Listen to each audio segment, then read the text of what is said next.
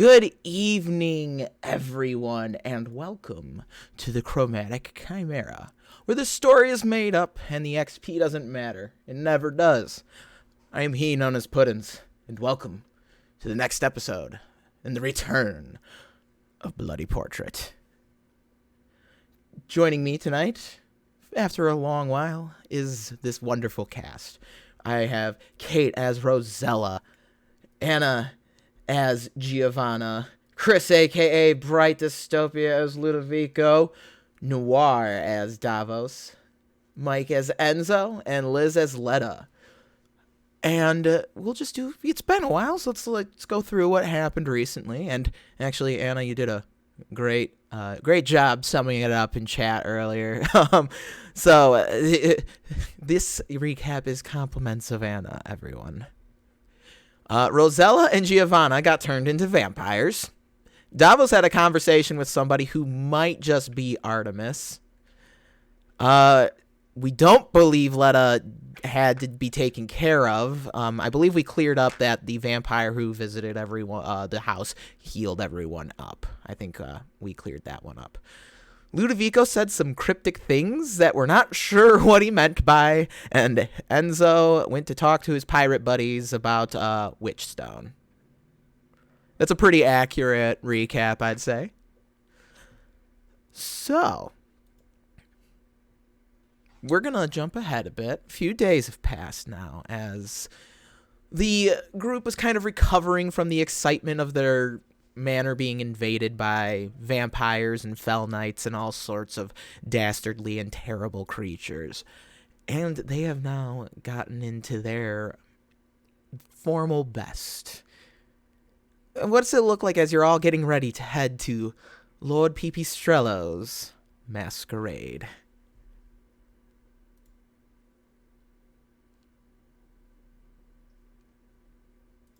That is your cue to describe like how your character's getting ready and what they look like. Think about it. I can Shake do the something. rest off. So Letta is probably in her room, and all you hear is a lot of swearing as she is attempting to put on finery that she used to wear every day. Like, not necessarily every day, but like more often than she does now. And there may or may not be a loud crash while she's getting ready. But oddly enough, when she comes out of her space, her hair's done, and she's a little bit of rouge on her cheeks and lips, and is wearing a very nice dress.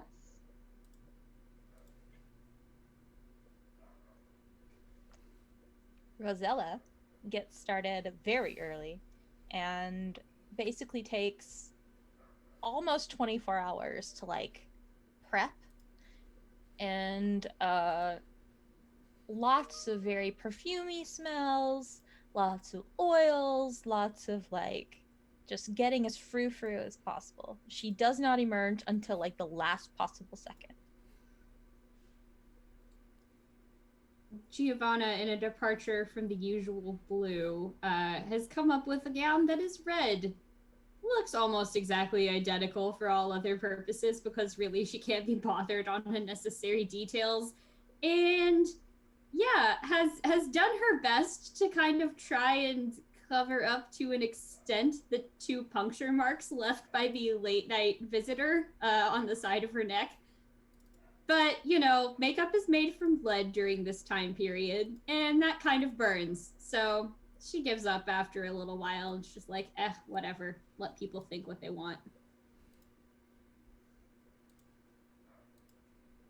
So Davos is getting up pretty early. He's going to make sure that he gives himself time to have a nice bubble bath. Get himself a little bit of wine before the party, you understand. He makes sure that Rosella is nice and cleaned up. You must make your weapon just as fashionable as every other piece. And then, of course, he gets dressed in his best silk and blue cap and jacket. And he cleans up his armor a little bit as well. And he has a masqueretti because this is not his first ball. Enzo would have gone to his chest and searched through the various uniforms and dress clothes that he has taken off. People that either parted with them voluntarily or involuntarily. He would have been started drinking at this point, and he does not shave. He's going to look a little bit gruff at this masquerade, and I think on his way back with Letta from the port, he would have found a simple mask that would suffice. Ludovico would take time to bathe in deconsecrated water, opening his Book of Morax to ensure that it was unholily blessed. I don't know if that's the right word, but Do you mean cursed? Yeah, you're cursed. Cursed is not the word. It's more of a. This is a ritual. Yeah. I mean, if you want to get into semantics. Desecrated. Desecrated, yeah. Boom. Bless me, Dark Father, for I have sinned. I understand where you're going with this. Listen, I'm not gonna get into who was raised how. Okay, I'm assuming you're right. But Ludovico's he's gonna wash his butt. You know, he's gonna make sure that he smells okay. He's not gonna do anything perfuming. And then he's gonna wind bath on the roof to dry off, and then he's going to head back to his old home where he keeps pretty much everything he owns. There was no time to tailor a new suit, so he grabs another set of robes that are set for more formal events. Still wearing black, but the accents are red and gold. There are silver buttons that adorn the normal black beveled ones that he usually wears on his clothing. The hood is still the same, but the inlay is now like a silky crimson color. And he retrieves a mask that he has used at many a masquerade ball at this point. Not a standard one, but one that befits his level of creepiness and candor, before returning to the castle and poring over his book for the remainder of the evening before heading out. And as you're like bathing, Belial's like in a little like pan next to you, just like scrubbing himself, and he's like putting on like a fine little suit and has like this little like, you know, he's got like this fancy scarf he throws around himself. And he's just getting all, he's got the poofy pants. He's just got the look. He's ready. He gets this really like this snarly tiger mask that he puts on his head. All right, boss. I think we look quite good tonight. I agree. But did you have to share a bath with me? I don't like that, and that it's... Look, you there want are boundaries I would like to establish ahead of time. Perhaps. I'm sorry. It's like I'm not even here. I'm still in spirit form, boss. Yes, but now I feel like I smell a little bit like imp, and next time I would like to just set aside a separate barrel for you or something. Maybe a pot or pan for you to sit in and boil or whatever it is you do. I like to simmer, boss. Sure. Oh, hey, and he climbs up and just like kind of wipes a thing off your face. All right, now you look good. You look like a champ, boss. And he slaps you on the shoulder. Go get him. We'll discuss this boundary thing a little bit later. Go see if the others are ready, specifically Giovanna. I need to make sure that they all are prepared. So Belial jumps off your shoulder, slides across the floor, runs up the stairs to Giovanna's room. Forgive me, Anna, has Giovanna described her getting ready process yet?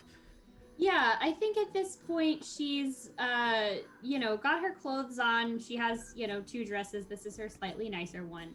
And I think at this point she's just sitting down, brushing out her hair and trying to get it pinned back as well as it needs to be.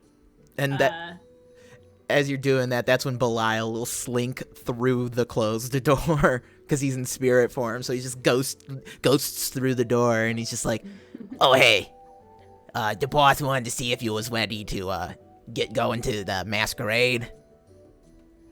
By the boss, do you mean Ludovico, or do you mean the person who is really in charge? Ludovico, the boss. Yes, I'll be ready in just a couple of minutes. And I'll reach over to give him some scritches underneath his chin, because I like having a cat for a familiar. And he like kind of thumps his foot a little bit. Dug, dug, dug, dug, dug. Ah, yes. You smell funny today. Anyway, I'll see you later. And he just kind of walks through the door again.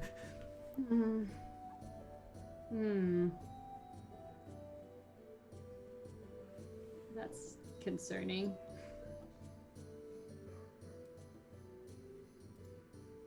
I'll just keep getting ready then. Okay. So everyone kind of gets ready, and eventually you begin gathering in, like, you know, the front area of the manor. Your servants are, like, all helping you maintain, like, you're looking good. They're doing, like, the little brushing off, running the lint roller over you. Oh, where'd you get the cat fur on you, they say to Ludovico. And there's when you're ready and you go outside, there's a carriage that's going to be taking you to Lord Pipistrello's manor estate in the countryside. Doge, I have a question. I might have an answer. What's the moon look like tonight? Full as fuck. Oh, great. That's awesome for me. Fantastic. Love it. Thank you. Yeah. I figured, I just was like, what would narratively be the coolest one? Full as fuck, of course. If there is no protesting, you can get into this fine-looking carriage. It's like ornately carved on the or like, you know, like it was ornately made on the outside with like little like gargoyles on the ends of the cart, and it's this fine-looking cart pulled by really nice-looking horses. It's whoever this Lord Pipistrello guy is. If this is who he's sending to everybody, he's someone to like fuck with.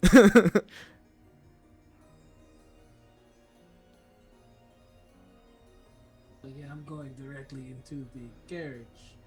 I will check and make sure that it is okay that I have all of my weapons with me. Once I get permission, then I'll go into the carriage and go to the party as soon as possible. So there's like, so the carriage, the person manning the carriage is this hunched over fella. He's got like this balding hair. He's got like the skullet kind of going. And he wears like this like dark, rather musty colored coat over a fine shirt, but he's rather disheveled looking compared to the cart that he's driving. And he's just like, yes, of course, you're noble. You can bring your sword as you please, but we do ask that you keep the dueling out in the gardens once you get to the party. Lord Pipistrello doesn't like blood being shed at his affairs. An excellent party to have a location for the murder. I appreciate it.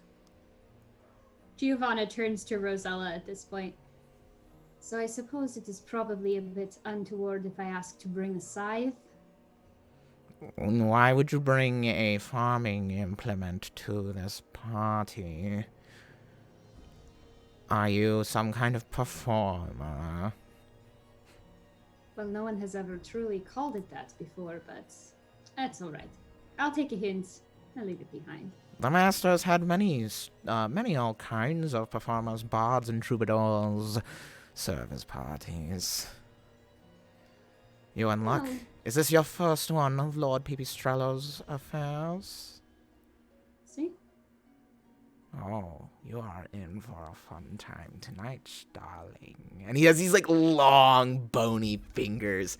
And, like, you know, his hands are, like, very blue from, like, the veins in his hands. I can hardly wait. Enzo's gonna walk up and to the coachman or the driver. Buenos dias, senor, with a bottle of wine. Mind if I sit next to you on the trip there? Oh, you want to ride coach, then? Want to ride Arquebus? And he kind of, he looks at the gun on your shoulder, the sword at your side. As we travel through the more uncivilized parts of this city, your companionship will be most appreciated out on the cart. As it just looks at it and takes a couple sips. And Quite. if you eye him up and down, you do notice he's got like a pistol at his side and a small, like a short sword at his side, just in case anyone wants to like harass the carriage. He can also defend himself. He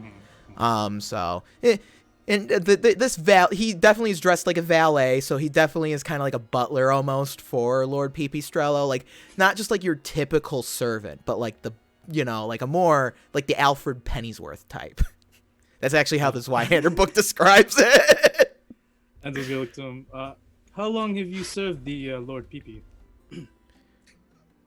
First of all, you should respect the master's name. It carries much more meaning than you would think. And plus, he does not like such childish jokes. Noted. Now, what was your question? Oh, yes, how long have I been serving the master? Well, most of my natural life, I would say. Enzo just takes a long sigh.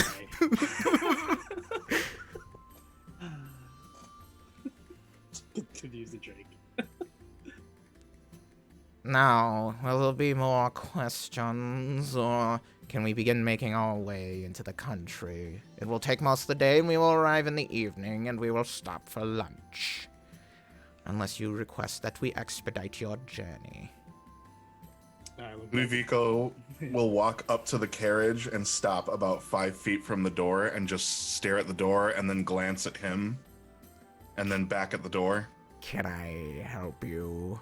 Oh, yes. And he just kind of like shuffles over, opens the door for you, and like beckons you inside this like, and it's a well furnished on the inside, really fine upholstery on the seating, little like curtains, and it's like there's like glass paned windows in the carriage, and they're tinted like this rose color. So it's gonna be a comfy ride. You're gonna have a nice cushy ride on the way to the masquerade. Ludovico's going to step sideways and offer his hand. Ladies first. Thank you, Grant Ellis, for the raid. Yes, it is customary that the women go first. And he, like, bows deeply. He's already, like, kind of, like, slouched over, and he just bows deeply. Giovanna just sort of looks at the scythe, or like back in the direction of where she would have left it, leaning against the wall in the courtyard, and is just like, and then hefts what is rather larger than a traditional like little bag, that a woman would carry to a ball at this time, because gotta fit those magic casting things somewhere. It's a rather like a little bit more like a modern day shoulder bag sized bag, as she just chucks it into the carriage. And he's like, ma'am, and he goes to grab the bag. This is much too large. This must go overhead with the other luggage. No, this will sit on my lap. Ma'am, there is not enough room in the carriage for all of your companions and this. And he holds it up. Ouch. Fine, then Ludovico can use it as a seating cushion for all I care. He's very short. He does not take up a lot of space. And he just kind of bows. It is only your comfort I am looking after for you and your companions, for I live to serve. Now, shall we begin our journey? And as he steps up onto the cart, sits down, looks at Enzo. Are you going to join me, coachman?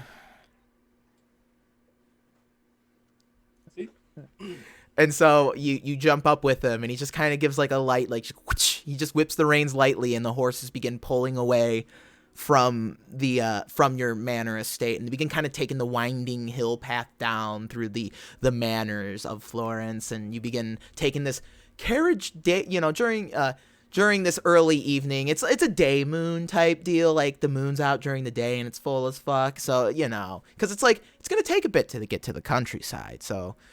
You're riding in the carriage, and you're riding through the city, and there's people kind of gawking a bit as you're riding this fancy carriage through town. And everyone knows that Pipistrello's party's going on. So you do see other carriages traveling. You're kind of traveling on the road with all these other nobles. And, oh, look at those sorry saps who got to take the walk to the masquerade. Pfft.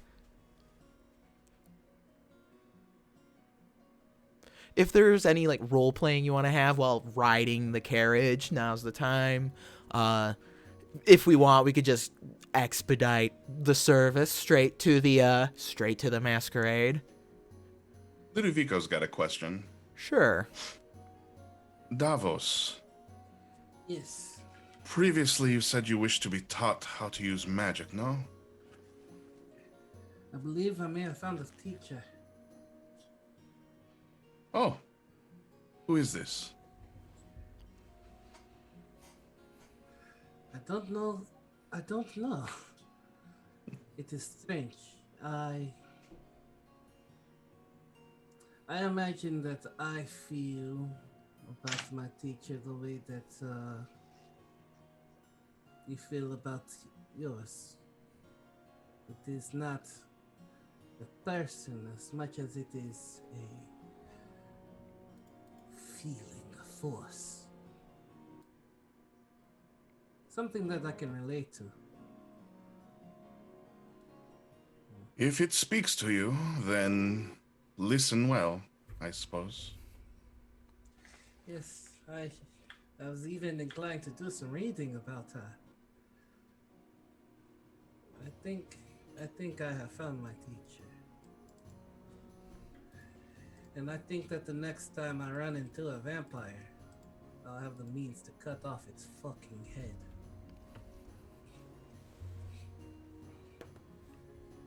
I believe that will make two of us. After this night, I pray we find everything we're looking for. You and I both. Rosella is suspiciously quiet. The darkness does not fight fair, but I think I have learned their ways now.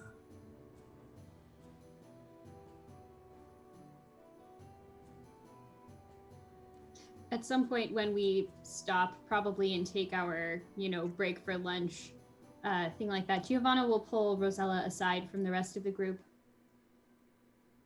So, it has been just a few days. How are you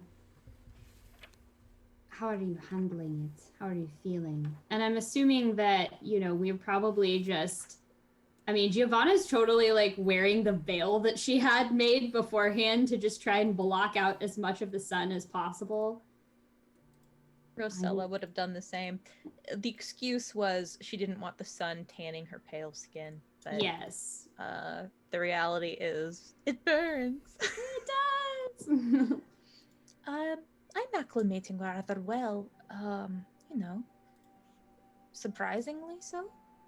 I don't feel much different. My appetites have changed, but not all that much. I've spent a lot of nights awake, working, reading.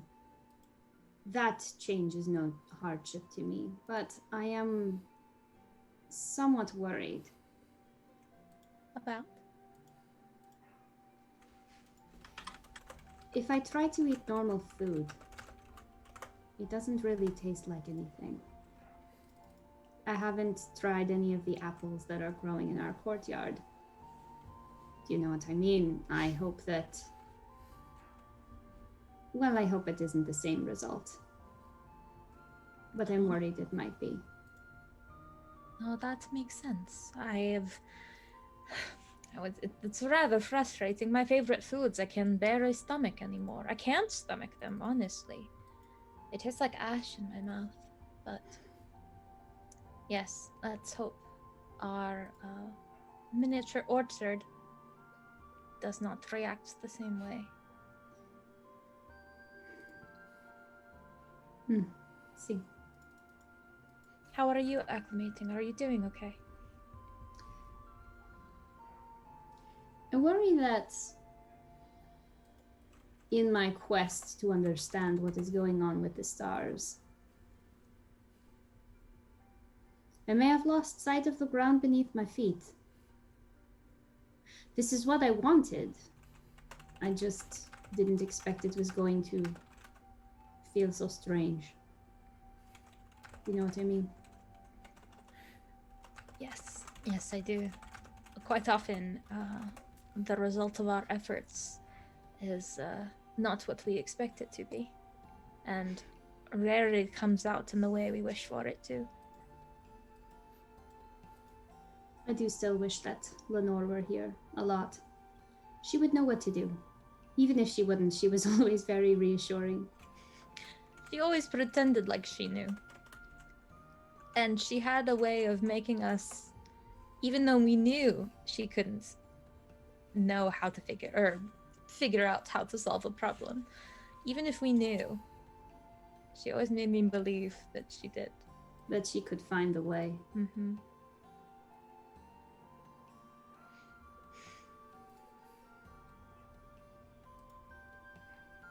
What are we doing? Why? I mean, I understand a little bit of why we're doing all of this, but what is this leading to?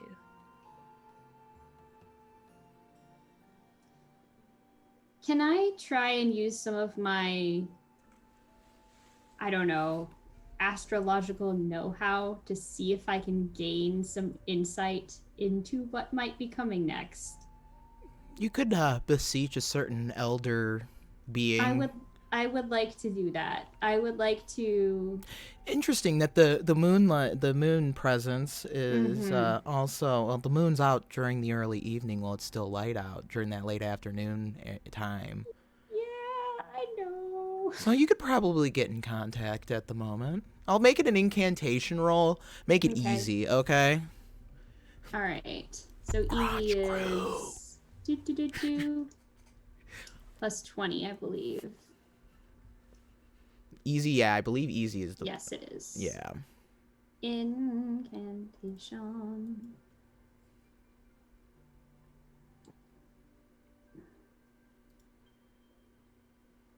Oh my goodness. I can't find it on this sheet. It hasn't been that long. Incantation should be under... Oh, it's under willpower. Yeah. Sweet. Okay. It's okay. Like I said, So- I've been having a lot of the what game am I even playing I moments need to lately. roll under a 95. Oh, wow, that'll be so hard. 78. Thank you, Abby. Yeah.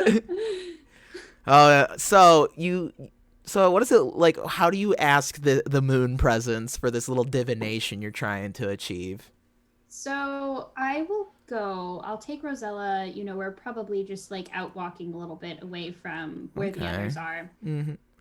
I want to try and find a spot where. Okay, so you're gonna do this like when you're stopping for like that little like dinner for break. lunch, yeah. Like when we stop, you know, midway, change the horses, do all that. Because I wanted to talk to her a little out of earshot of the rest of the group. Okay. So I'll go out to, you know, probably someplace out behind the inn or wherever it is that we stop, somewhere where we can be sort of like out open underneath the light of the daytime moon, for lack of a better word. And because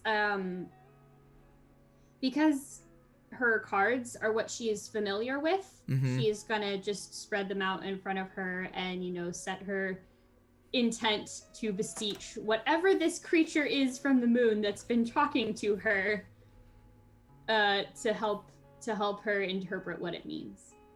Okay. What they can expect. Okay. So you put your cards out and you're under this daylit moon sort of thing, and hold on 1 second. I actually need to pull up my notes for this one. I said I didn't. You see, this is how I prep. I prep by just making a bunch of descriptions. Nice. So your cards kind of begin, they glow a little bit and they begin floating, right? And they turn over and they kind of like fire begins like lapping up from the art on the cards. And they begin kind of forming these rings, rings that are kind of like one ring, and then there's a ring on the outside of that, a ring on the outside of that, and the ring on the outside of that, where one side of your cards is burning.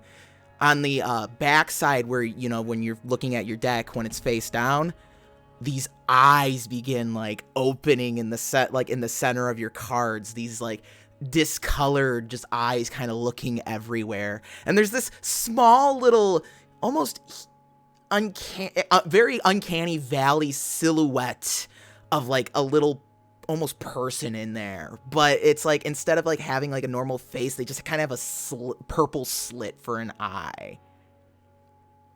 And it's just kind of the cards are just like this ring, you know, these rings. Very much. How much has Giovanna actually read the Bible?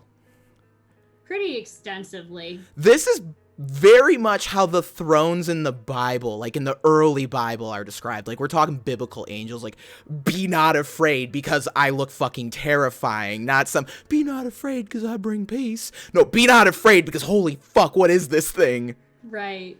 And it's like, when it speaks out to you, again, the voices are kind of like modulating and just swirling, and it speaks not even like Italian or a language you know, but you understand it. It's almost like it just kind of taps directly into your brain and talks to you. And it's just like, what do you seek? What knowledge? I wish to know what it is that my family and I can expect here at Pipistrello's masquerade. What are we hurtling towards? You were not there for when your companion Letta's fortune was read. But I saw, and the cards tell me as well. Swords will arrive tonight, for that is the card you drew. And like one of the cards kind of goes floating back towards you and flips over and it stops burning, and it's the Six of Swords. And the swords begin like falling off the card and clattering on the ground, and when they hit the ground, they kind of just burst up into like they combust into this like silver flame. Swords have followed us since the moment we were all brought together. I beseech you for something more. More? What more could you want? You have yet to prove to me that I shall provide additional divination. What proof would you require? I wish to know how we might gain the advantage as a family. You want an advantage against your foe? Yes. Poke around tonight. Put eyes where eyes should not be. Perhaps you will find your answers in the manor.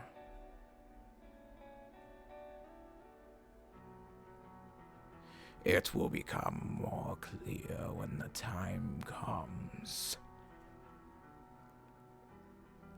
I thank you. Do not hesitate to call upon my aid. Indeed. And Giovanna, do not trust the blessed one with the cursed blood. And as it says that, the silhouette just poofs into that silver flame, and the cards kind of begin they just instantly just turn back into normal cards and just kind of flutter all over in the air and just get spun around in the wind as they've ceased spinning and being enchanted. Did I hear any of that, or was That was just going to be my next question. Were you inviting Rosella into this conversation? Yeah. Then Yeah, Rosella, yeah. you witnessed this, and your brain also got wiretapped. sweet?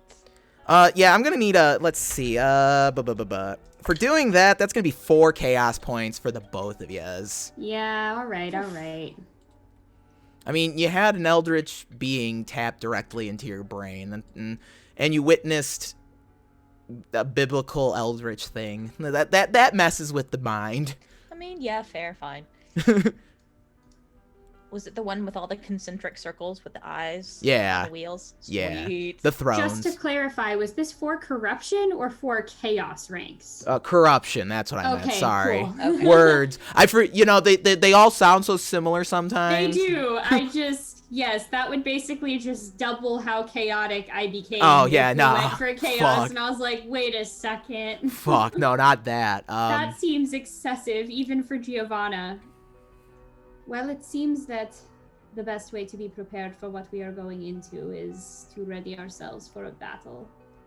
steal our minds. Those of us that wield weapons can do whatever it is that we do with them, but I agree.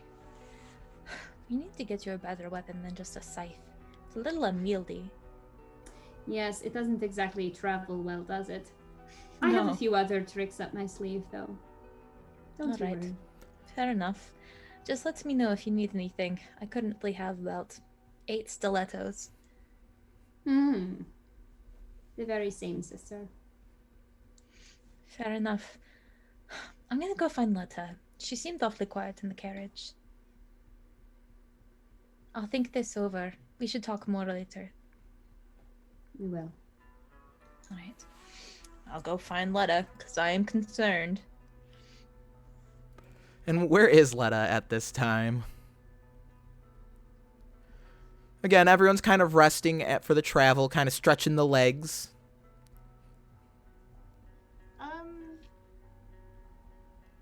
Letta is probably has found a tree or a wall to lean against, and is probably picking at whatever lunch was provided. Potentially not eating much, just there. Fair enough. I'll walk over and very daintily drop down next to her. I'm not going to wrinkle the stress for anyone. Letta, you seem quieter than normal. Are you okay? Do you know the last time I was in a dress like this? No, but you do look familiar.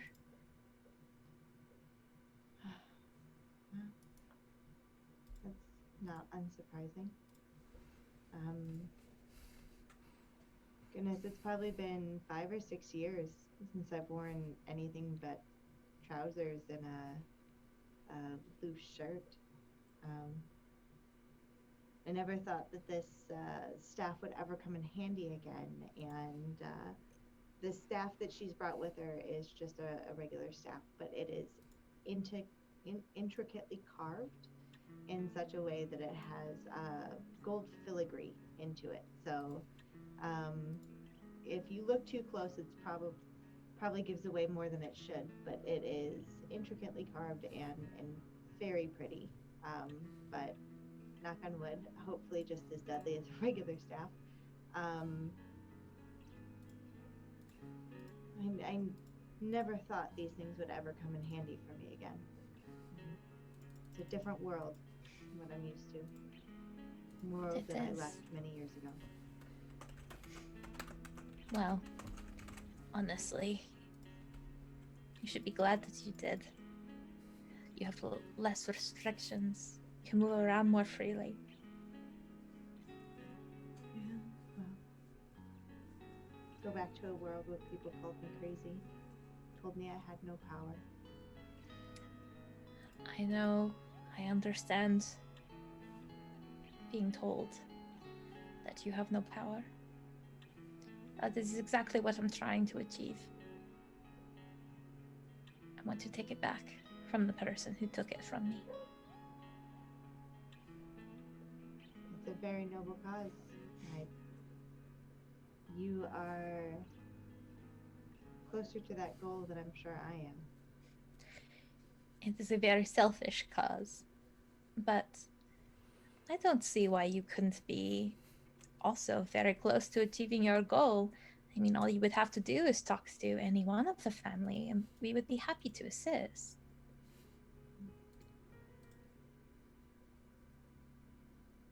It's not become important yet. I mean, it's important to me, and nothing we're doing is moving me away from finding the order.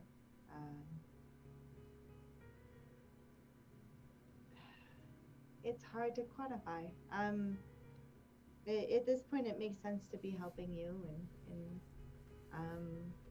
keeping these monsters at bay. And it's what he would have wanted. I understand. Well, I'm glad our goals are aligned, at least for the moment. If that changes, let me know. Don't just run off.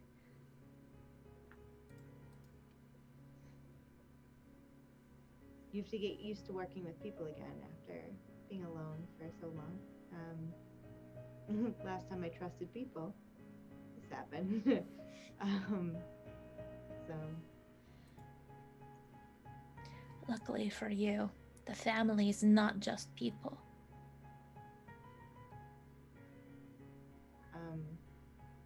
What? I mean, Ludovico's still a person.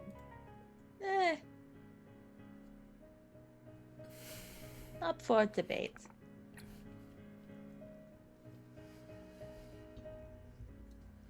I don't understand how he's been de-aging the way he has. I want to know his secret. My skin is only so flawless and I don't understand how he completely de-aged. I am jealous. Your guess is as good as mine. I'm sure it's something he would be glad to teach you for a price. Always a price with him. Always.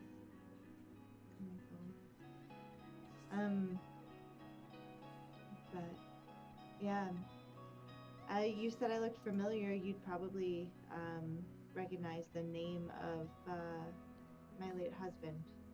May he rest in peace.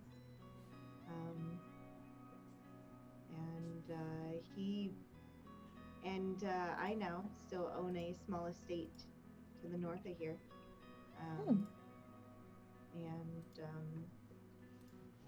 I was lucky enough that he was progressive and we were able to leave it in my name. Oh, that was wonderful. I'm glad that he took you into such consideration. I wish my parents had done the same. It's rare. It sure is rare. He used to throw parties like the one that we're going to. He used to provide the wine, so he was always invited. Unfortunately, this party came a little faster than the wine I had called for. Hopefully in the next week or so, we'll see it at our estate and we'll be able to use it to our advantage. Of course. Who was your husband? Oh no. Doge, we never agreed on a last name. I leave it up to you. I'll work with what you throw at me. I don't know enough about the world, but You can just toss anything. I'll work it in. I always do.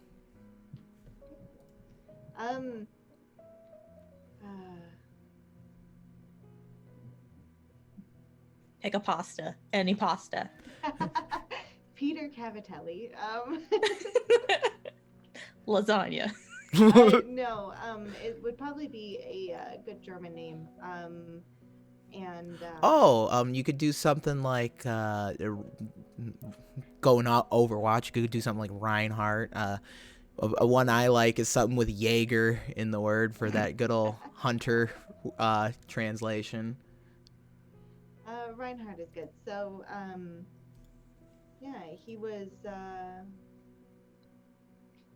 he was a lord of some sort.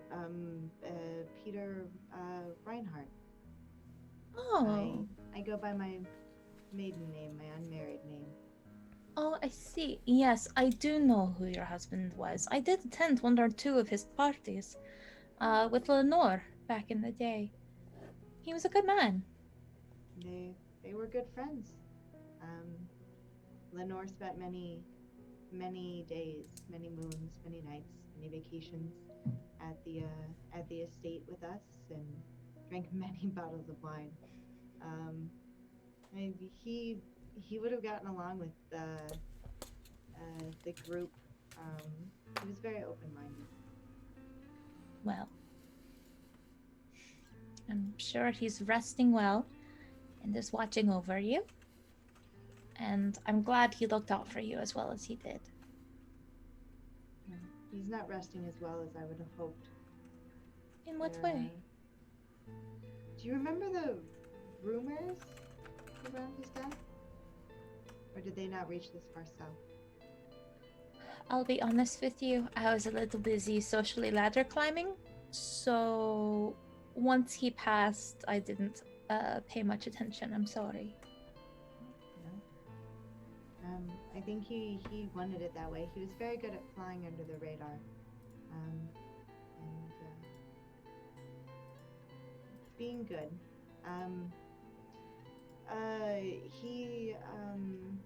He was murdered. Oh dear. Yes. The Order of Saint Caliban is to blame, and I've been looking for them ever since. Oh, I see. Oh, well, that makes sense. Well, should you wish to exact revenge, let us know. We'll help. Well, I don't know what all he was into. He connected me to the Priory, but I have a feeling that whatever he was doing was helping Lenore, which, as you know, ultimately got her killed. And I don't know exactly where they fall in all of this, and whether they're the good guys or the bad guys, but I want to find them and find the truth. Revenge can come after that. The truth is subjective. Well, in any case, we will help you as best we can, and we will remain neutral. Not good, not bad, just exist. You'll have to excuse me. I think I'm overheating. I'm gonna head back to the carriage, okay? Okay. I have to remember how to walk in heels anyway. So, If you need assistance with that, to let me know. lady never forgets, right? True. And I will very hurriedly make my way back to the carriage so that my face doesn't burn off. Fair. And as you're hurrying back, you kind of hear whispers, as if and it sounds as if they're coming from the same direction as the moon. Does anyone else have anything they'd like to do before the carriage sets back out for the masquerade party? So, what's up? Davos is just going to hop out for a hot second while everybody else is kind of split off. Mm-hmm. He's going to take out Rosella. Mm-hmm. He's going to look to the moon, and he's going to attempt to recite one of the prayers that he learned from reading to Artemis. Ooh, okay. Okay, let us try this. So the sword it shimmers wonderfully in the moonlight. And it's almost, if you keep looking at the moon, it's almost as if it's like you'd be waiting for something to happen and then nothing happens. But the minute you look down at the sword, you see this beautiful, goddess of a woman dancing around in the sword. But she's not wearing a dress. She's dressed in leather armor and simple clothing, very early, it's very much from ancient Greece or ancient Rome, how she looks. And she has this magnificent bow that looks like it's been crafted out of the horns of some sort of beast. And she has a similar sword strapped to her back. And she kind of just, as she's dancing, it's almost as if she's doing a deadly dance, a dance of the dead, a dance of the hunt.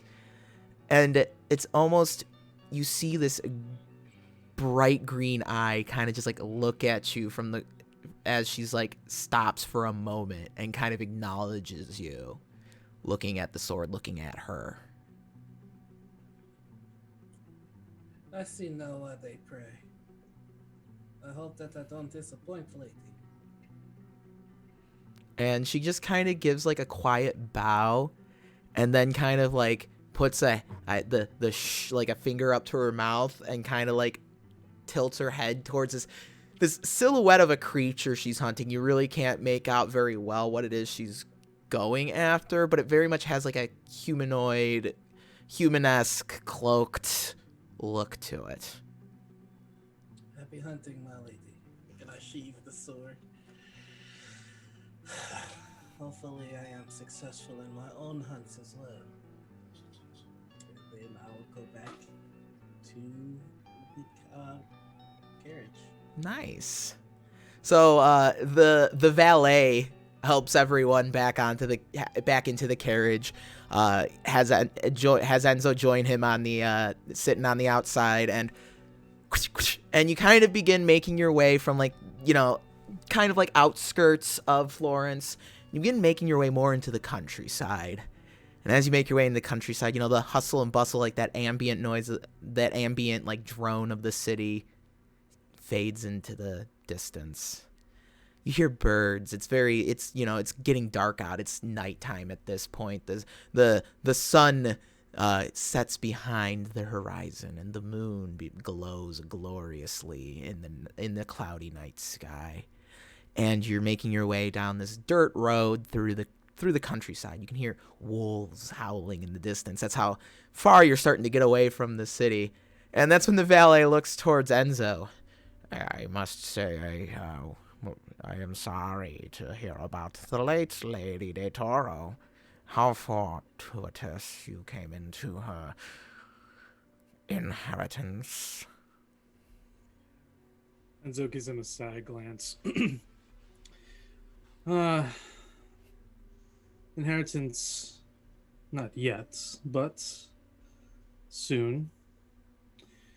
Has the news spread that fast throughout most of Florence? Yes, someone as important as Lady De Toro doesn't just die simply, nor does she get murdered and no one not notice. And he kind of like gives like this smirk as he's saying it, like you should. Do you not understand how the elites of society work? Are you still stuck with the riffraff of the peasantry, perhaps? Whoa. My parents are lawyers back in Spain, or back in the Kingdom of Toledo. But no, I never dabbled in politics. Oh, My forte. You come from Hispania. How interesting. What brings you to Italy, then? Business and wine. Good reasons to come to Florence, then. Not the art, Yes. though, huh? Indulge me for a second. Because I could have swore. Oh, if I will indulge you, never mind. What were you going to say? Oh, no, it's not important. For now. For now. But if we're going to move on, then indulge me. What do you think happened to Lady De Toro? What do you think? What do you believe? And he kind of like looks back into the carriage, like a window that leads, like he opens a little hatch, looks into the carriage, makes sure everyone's okay, and he turns back around. From what the rumors I heard, she was acquiring art pieces that drew a lot of attention. And so immediately starts drinking more. And, when you're obtaining these ancient works, it's common knowledge that many of them are cursed.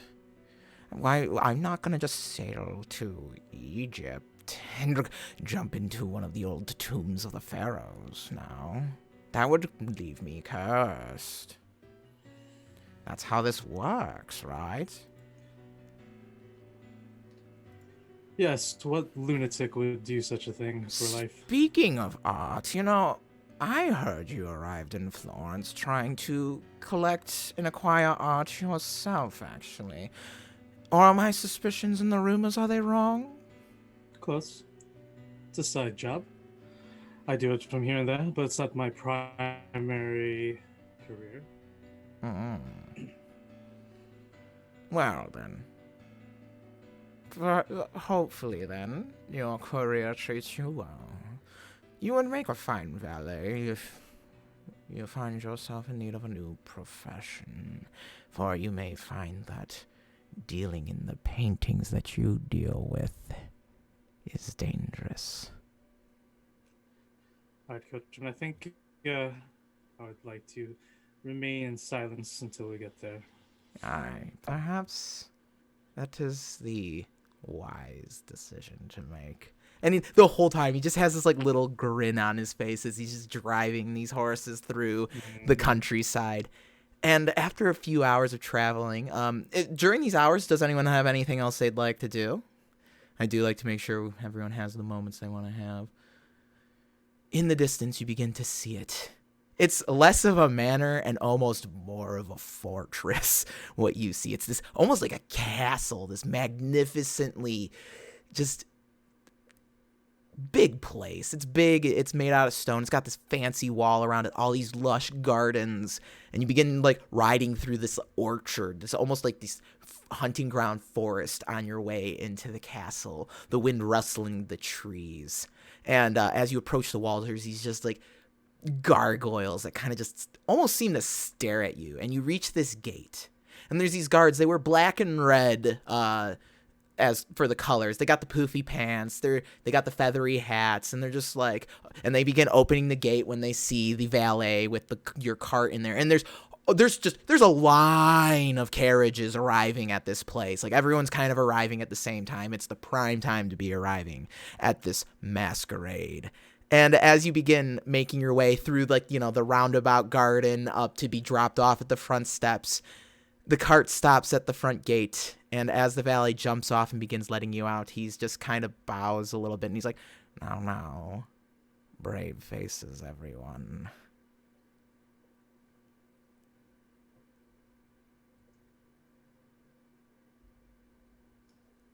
Giovanna already has her mask on and in place and just offers an arm towards Rosella to see if they want to walk into the party together. I'll take it. Enzo sort of hops off, a little frustrated as he starts to scratch his forehead, and he puts his mask on to hide his frustration. Davos isn't gonna pretend like he was gonna extend. Davos is gonna pretend he did extend the arm to Rosella and get rejected, and just kind of walk in confidently on his own. I see it. Rosella sees it, and she will give him a sympathetic pat. She asked first. Sorry. It's okay. It's all right. Party time, everyone. And it just walks off.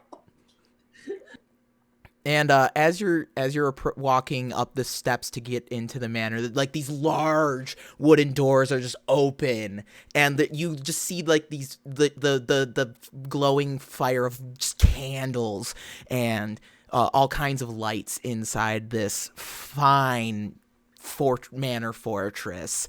And you see the guards outside. They stop someone who's not wearing a mask, and they're like, you need to be wearing a mask for entry into the building, sir. And this put out noble's just like, I gotta go back.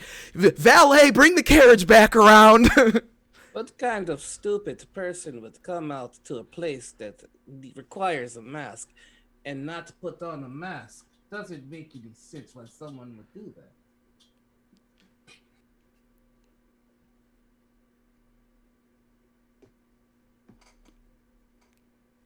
So all the other people around you are just as finely dressed, if not better. It's like almost as if they make everyone else. If you didn't put the amount of time you did into getting ready, you would be underdressed for this occasion. You're kind of like, servants guide you through some like really well decorated corridors, like these beautiful statues, all of these wonderful landscape paintings, and these paintings of like these old battles between knights and, like, you know, pagans. Like the Christian knights are conquering like the old Saxons and the Goths and all that. You know, they're beating them into submitting to God. And there's just all of these magnificent paintings recounting, like, also the, you know, stuff from myth. And there's some other stuff that you're walking by that comes from other portions of the world that are, well, you wouldn't normally be able to reach. You see some artwork that's very unfamiliar to you, and you probably wouldn't know the region unless you really traveled more in the east.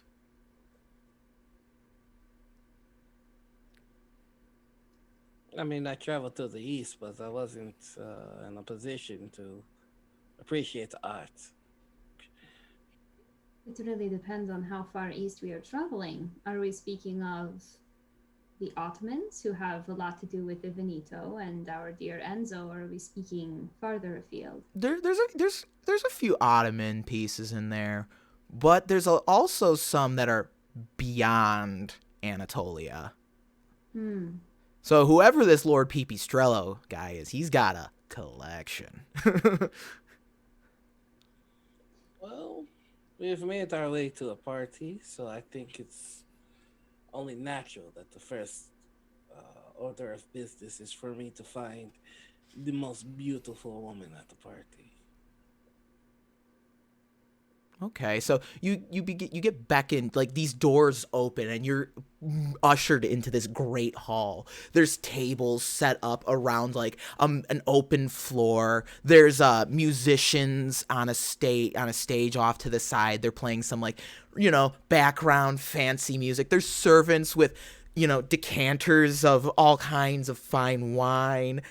There's tankards of ale. There's all this fine food that you normally wouldn't come across at just your run-of-the-mill tavern or in your run-of-the-mill kitchen. There's, these succulent fruits, these crunchy veggies, and all of these nobles who are finely dressed. They're all just eating it up. They're loving it. It's high. This is high society. But there is no sign of the man of the hour just yet.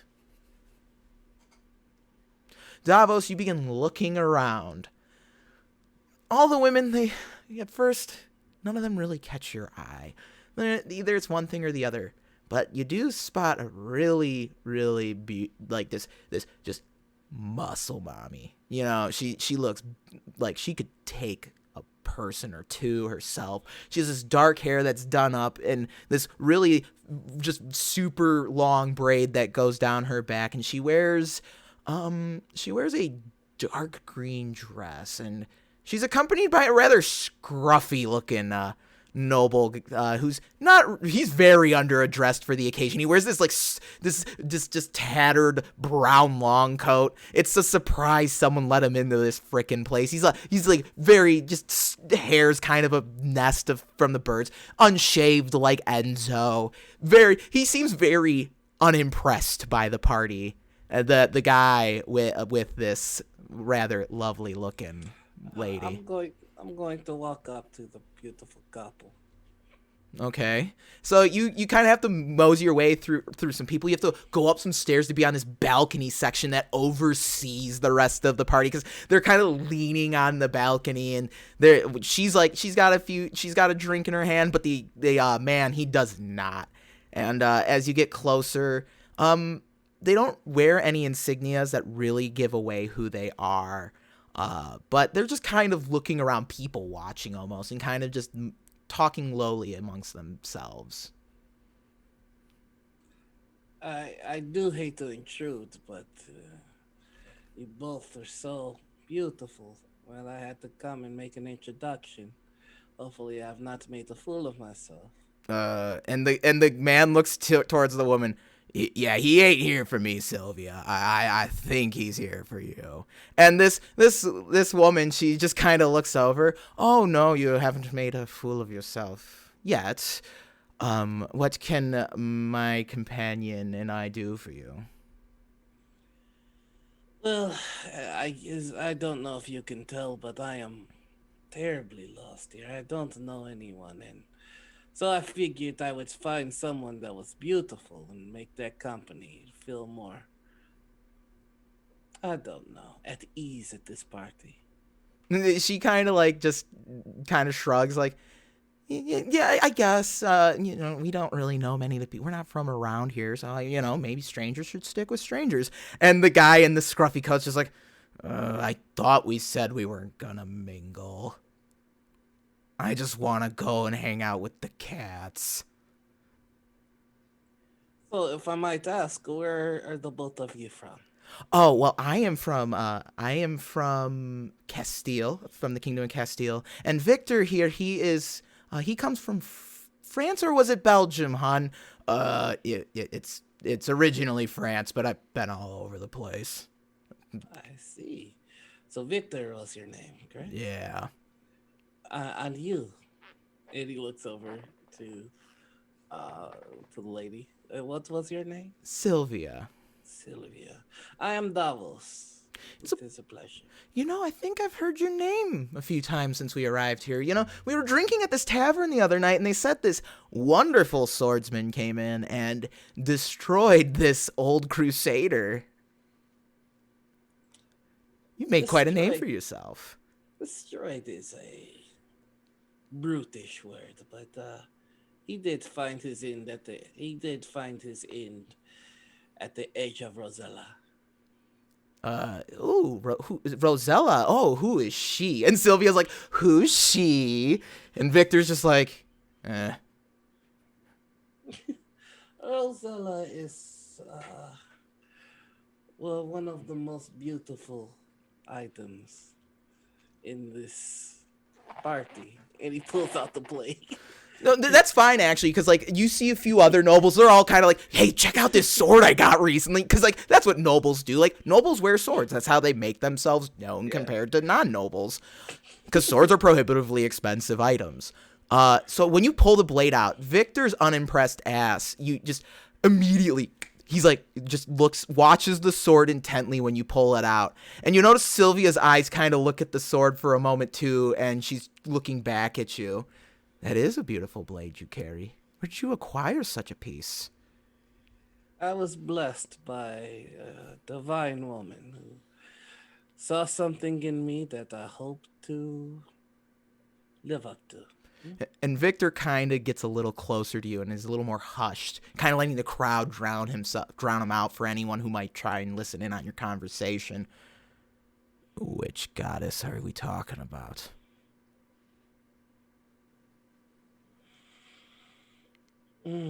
I dare not speak her name, lest I interrupt her hunt. And they both kind of look at each other and give a knowing grin. So we're in the company of friend, then. We are not talking to a stranger, Sylvia. We're in the company of a fellow hunter. And Sylvia kind of perks up a little bit, and he pulls the coat back, and you see this chain whip kind of just at his side, and it's got a morning star head on it. And it doesn't look very impressive at first, but you've got an eye for these deadly weapons now. And that thing is, it's definitely special.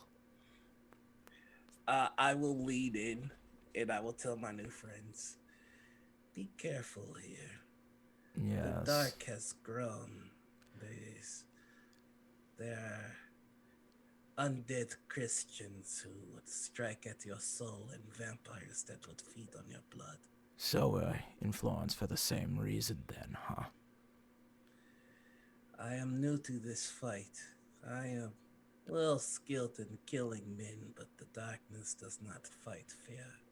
Sylvia and I have been at it for quite a while. You could say it's a family business for me. So,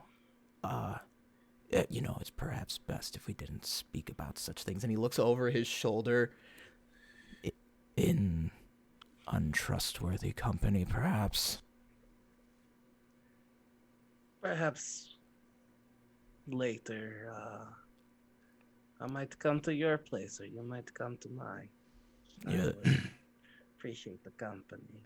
We're new in town, so if you could point us in the right direction to find you.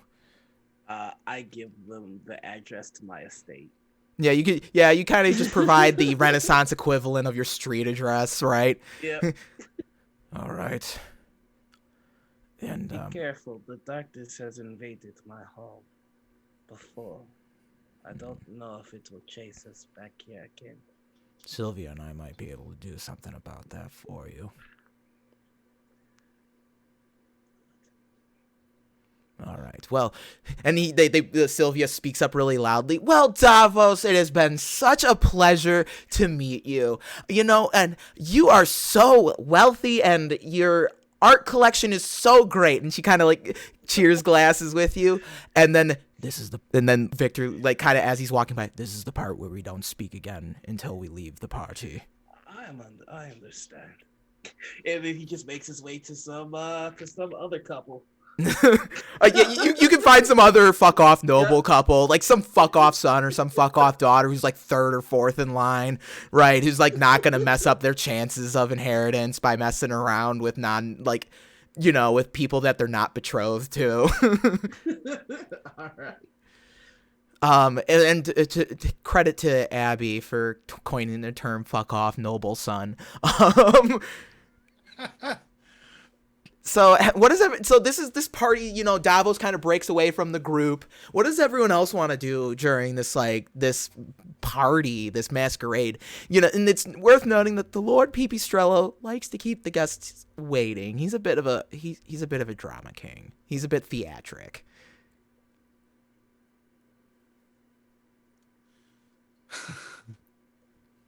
Ludovico's gonna go around the party, asking what brings them there, asking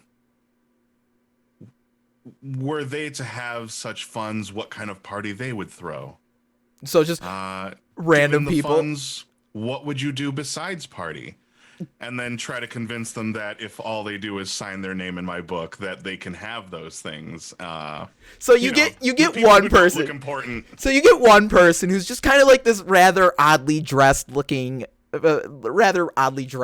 person, and they're just she's just kind of got like, she doesn't look like she really put much effort into getting ready, and she's just like, oh, I always thought I'd love to spend me money on a wee bit of opening me own distillery, right? You saying I can have that and a bag of chips if I sign your book? Yes, I believe that's something well within the grasp of something we could arrange for you. That sounds lovely. I would be your first patron. Oh, well then, if you don't mind, sir, let us adjourn to, find some pens, and I shall sign thy book. Oh, not at all. I have a quill right here, and I pull it out of the the sleeve. Oh, how perfect! And he'll just bring her over to like a table, like a seating table, like off to the side. And you're gonna pull out this satanic ass book in the middle of the party. And I'm just gonna take her off to the side table and like immediately, like when I take it out, I'm just gonna immediately open it and lay the binding face down and leave it open front facing. So when you take the book, so when you lift the book out, the eyes flash like red for a second on the bull, like the embossed golden bull skull, and she kind of just goes, "Oh yes, sign the book." Shiny rubies that catch the light very well. Yes, they are. You are quite wealthy, rare, me one of a lord. kind. I've recently come into a very large amount of money, and I haven't spent it on much yet, actually. Oh, well. But this book was a great find. Please, I ramble on like an old man. Perhaps I can make you money if you're my full patron. She starts signing away, and then her eyes she gets that 1,000-yard stare, just brain hits a brow note, and she just collapses. Her brain was not ready for what you just did, but you're also gonna get a chaos rank, my friend.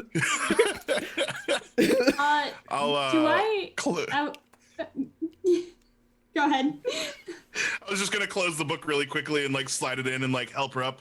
Oh, too many drinks too early in the evening. And try to like sit her in a chair. Do not have the roasted chicken. I don't think I'm feeling too well after that tomato sauce with it.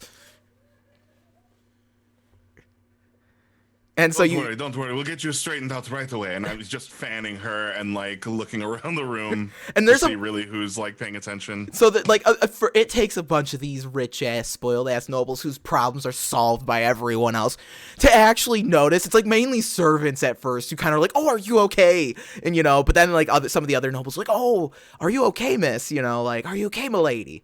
And eventually she kind of gets the air, like they lead her out and to get some air, and you're just over there with your new signature in your book.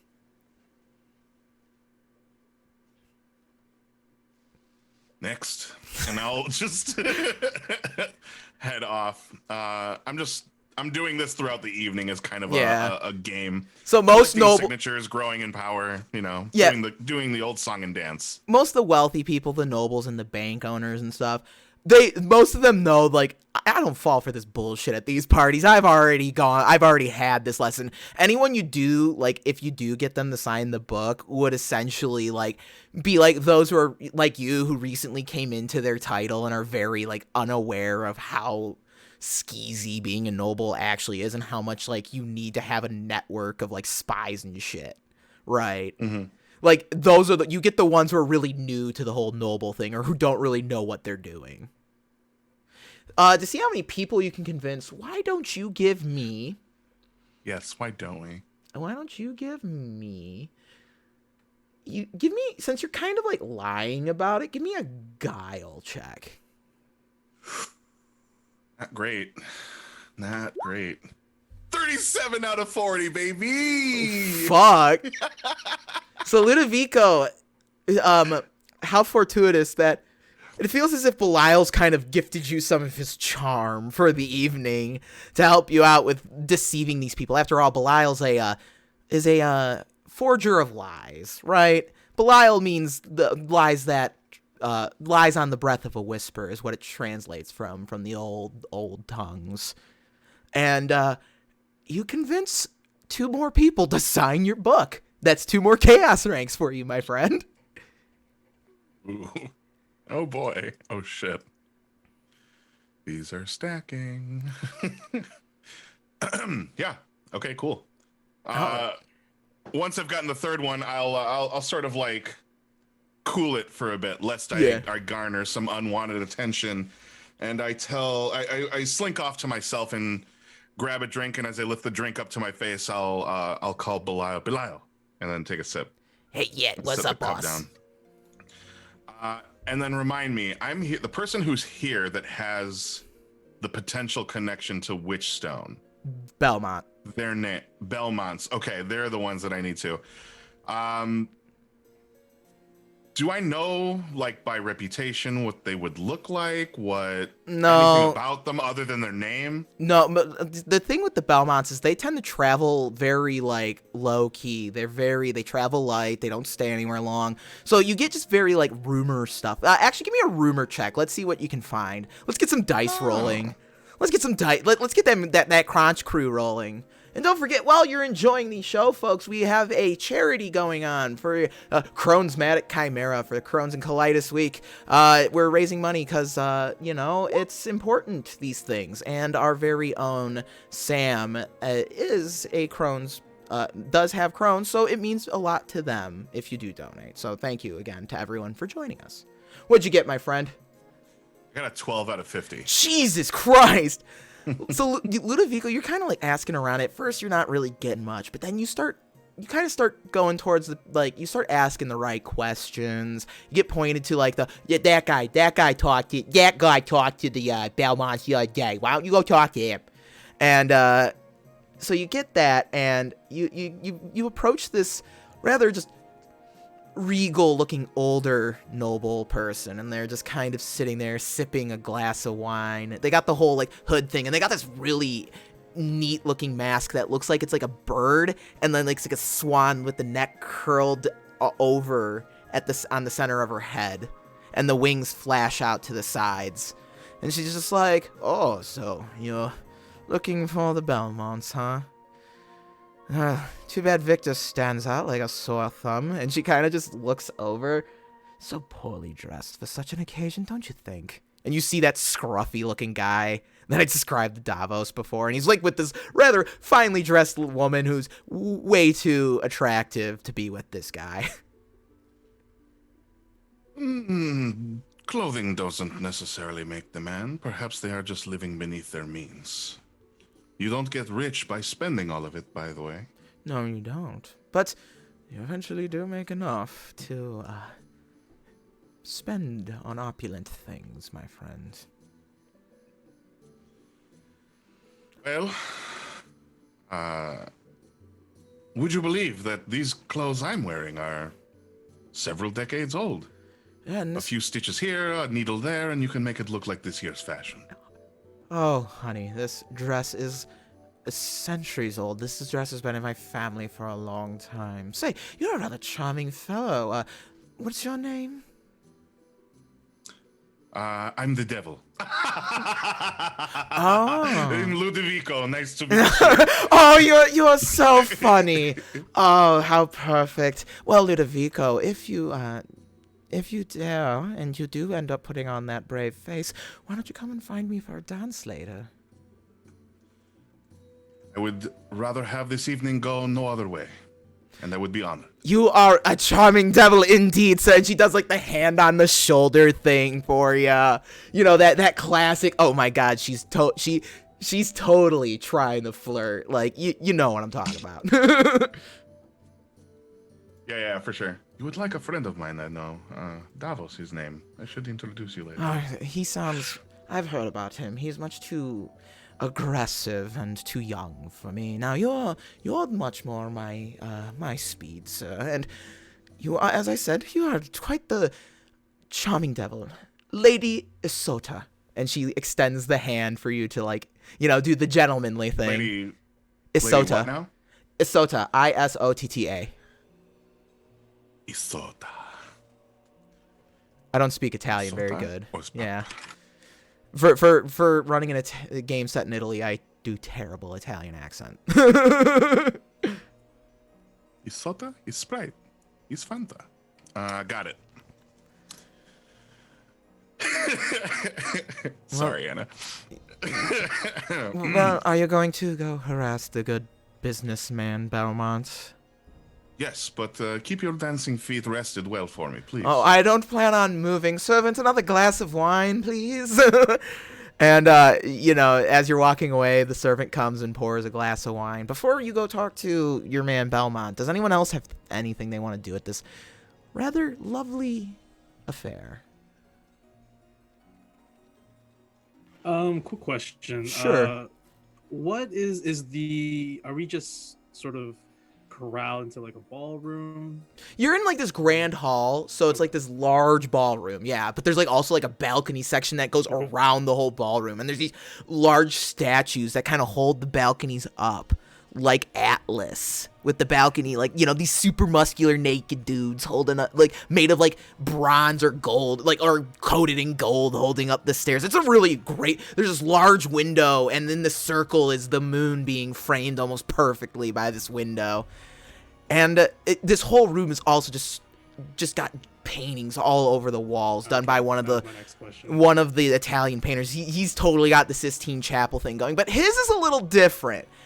He's got, you know, that old school painting look where it's like on one half it's like the armies of heaven descending down onto the armies of hell who are, like, you know, being cast into hell. It's very much like that statue in Madrid, Spain. I can't think of what it's called, but the one where Lucifer's being banished to hell. Yeah. It's one of my favorite works of art. But it's like that, where it's very much these angelic looking knights.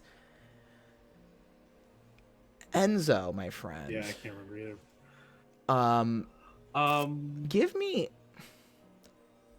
Give me either a warfare or a folklore check. I'm gonna go folklore. Yeah, I got a 10. Okay. Man, I'm so blind. No worries. 51 out of 54. Okay, so you do pass. Hold on, I just have to I have to confirm a fact for me. Okay, yeah. So,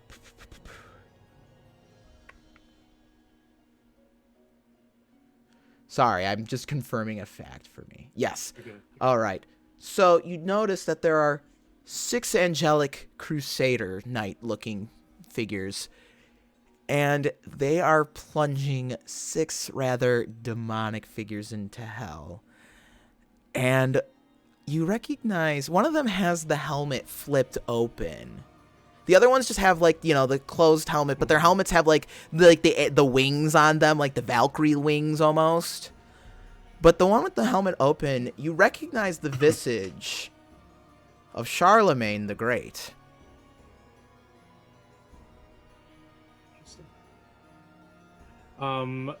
Is this painting like a large painting? Does it stick out? Or... Yeah, it's like Sistine Chapel ceiling style. Shit. Okay. And it's being like illuminated by like chandeliers and candles and all the lighting in this, and from the moon as well. And it is a beautiful piece of art. Like whoever did this painting, it would rival the Sistine Chapel in scope, in quality, and in artsmanship, or if that's the word. Right. I don't. Can Artisan who quality. the artist is? Can I ascertain who the artist was? Artistry. Artistry, there's the word. Words are hard. English is I don't English well. So I would take either education or tradecraft. I wish I had tradecraft. I'll go ahead and do trade. Okay. Like Enzo's more. So do you have a pip in that or no? I do not. So you'll flip the results. So you'll flip your digits to fail basically. Well, I rolled 10, so that's a 1. So you'd stay as a 10. Actually, it's so like the 10's best cool. roll you can get when you're flipping the fail. That's crazy. Right.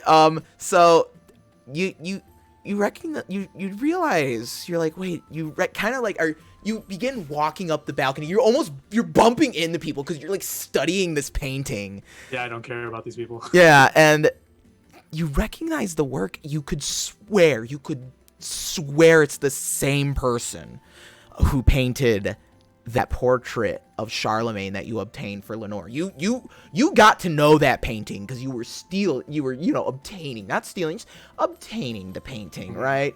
Mm-hmm. Here, let me check my notes really quick for his name, because I do have a name in here. For sure. Under my breath, I'm sort of just talking to myself. I guess I need to bring this to Giovanna now. I need to talk to her. Yeah, I would like to see if I can find Giovanna. Somewhere here in the hall. The name is Soren Moldovan. Soren, He was a Wallachian.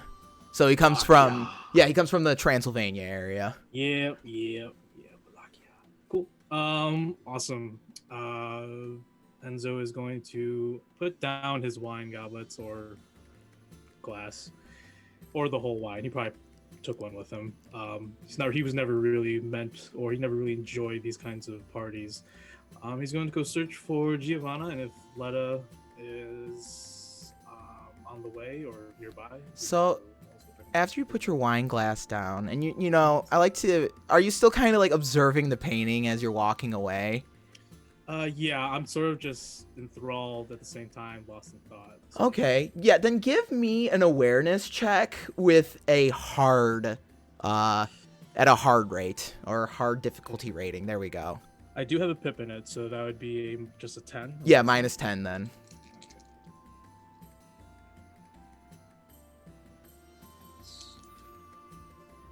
Okay. 25 out of 40, so 30. So you look down at just the right moment where you almost are running into this rather fine-looking fellow. He's very tall and dressed in dark colors. He's got this large cloak over him, and on the underside of the dark cloak is red, this fine red, almost velvet. And he has this mask where it covers half his face, and it looks like as if it's like a crow or a raven. And he's got this long dark hair that he's got like just kind of lets drape over his shoulders, and he's dressed, in the fine white shirt under the cloak, and he's got the jacket, and he's just like, a magnificent piece, is it not? Permissio, senor. I did not mean to. Yes, the painting. Yeah, it's magnificent. You're the first, actually. And he kind of looks up at it. Really appreciate the artistry of this piece. I paid good coin for it, and it makes me happy to see someone truly appreciate the work. Interesting. If you don't mind, I am also someone who is a procurer of arts. What did you come across this painting? So I've heard. Tell I me. had this painting commissioned by Soren Moldovan from Wallachia. I'm sure you've heard of him. I've heard the name. Yes. Oh, deepest apologies. Lord Corrado Pipistrello. And he extends a hand. I take his hand and I bow my head. Ah, senor, I did not mean to intrude. Apologies once again. You are not intruding. You are appreciating perhaps my second favorite piece I've ever had in my collection. It's quite beautiful. Are you on first name basis with Soren? Soren's a friend of a friend. They all are. Yes, let's just say I know a noble from Wallachia. Enzo, Rizal, I'm sure you already know who I am. Was deeply hurt when I heard about Lady De Toro's passing, and he bows deeply. Her and I had a deep appreciation and understanding of the arts. A connection that is very difficult to make in this circle. Most of these vain folks, and he kind of looks over the party, just want pieces. They just want the beauty without any of the meaning or any of the glory that comes with the art, that inspires the art. The glory of God, of course. To God. See. It does bring a swell to your chest. Tell me, have you seen another painting? The Charlemagne one. I heard that was the only item that went missing from De Toro's manor the night she was murdered. I also am aware that you are the one who acquired it. Such a shame. It was a beautiful piece. Did the great emperor justice, I think. As you can tell, and he looks up, I am rather inspired by him. Oh, you know. Yes, I mean, after all, he was the one who restored the glory of Rome and safeguarded Christianity from the barbarians beyond. The Emperor. Tell me,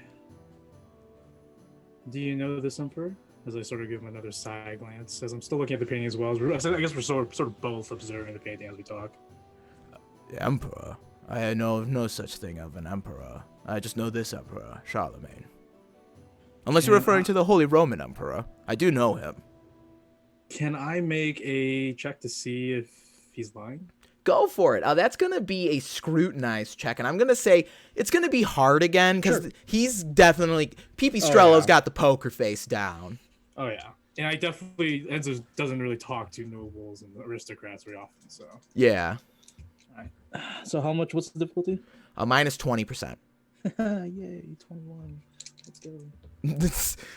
85 now.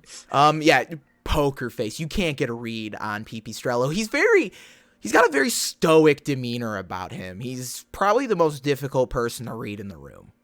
How's his complexion? Does he seem pale? I'm trying to gauge from the He looks pretty knights and stuff that I encountered before. He looks pretty good. He looks well. His complexion's good. It's a bit warm in there, so it's a little flushed. Tell me, Strello, the murder of my friend, my patron, but more my friend, and more than a client, late Lady De Toro. We found and Enzo sort of looks around, sort of give the sense that he doesn't want anyone to eavesdrop. Sort of leans in. My family and I, my familia, found a dagger that belonged to the Patsis. The Pazzi. Well, of course, they'd have a hand in this. Those sniveling weasels. They just want to try and be the top dogs here in Florence. They don't realize there's a bigger picture before them, and there's so much more. Would it be easily assumed that they are, along with many other powerful families, to just be nothing but pawns? The powerful families just play a delicate game of chess. I prefer to reside here in the countryside and watch them tear each other apart like wolves. Then with their various loyalties to the church, to God, or to money.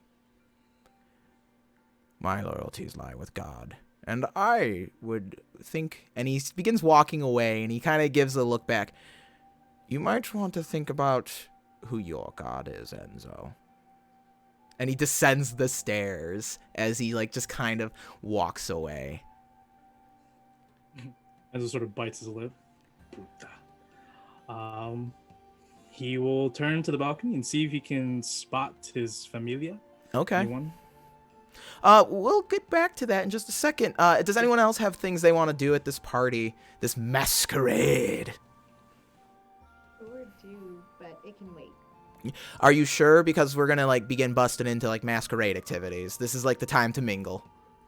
Okay, then as Letta walks into this party, she would almost transform, and the rest of the family might not necessarily like recognize this Letta, because as she puts on the mask, it covers up the scars that make her so ostracized otherwise.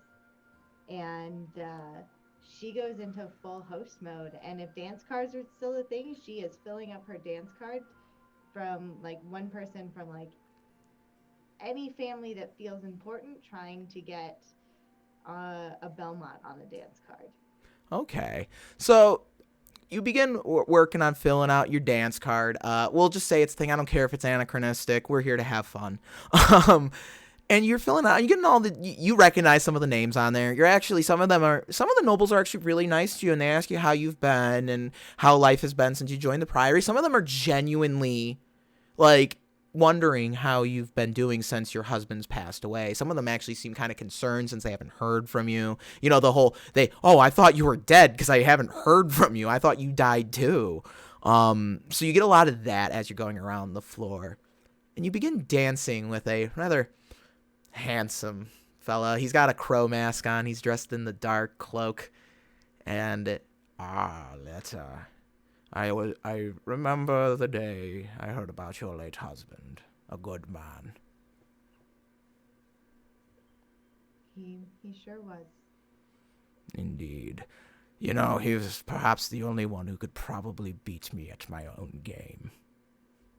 And this is Pipistrello that I'm dancing with now, right? Yeah, he would fill it out after. I was waiting to fill it out at the afterwards. That's okay. I'm just making sure that I know. Yeah, it's what I'm Pipistrello. talking to. Yeah, it's totally okay. Pipistrello. It's the host of the party.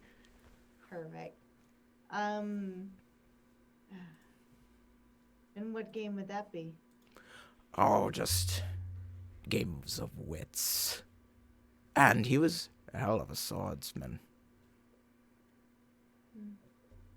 I remember. I learned one too many things from him. Yes. Did he teach you all the secrets of Diana?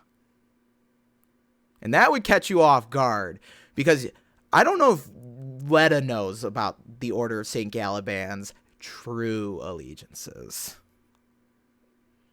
Well, as a player, not as a character. Yeah. She has no idea what her husband was in, which cult he was part of. Okay, that's fair. Just that he set her up with the priory because she had an aptitude for knowledge and information and didn't seem too stuck in, I don't know, Catholicism. Mm-hmm. Oh, your husband didn't tell you about his little fraternity, did he? I knew there was one. It never struck me to ask. Tell me, Letta, how much do you want to know what happened to your late husband? I understand the desire to not ever know. Perhaps some find peace in that, but from my understanding from the way he spoke about you, and he kind of grins a little bit, you would want revenge.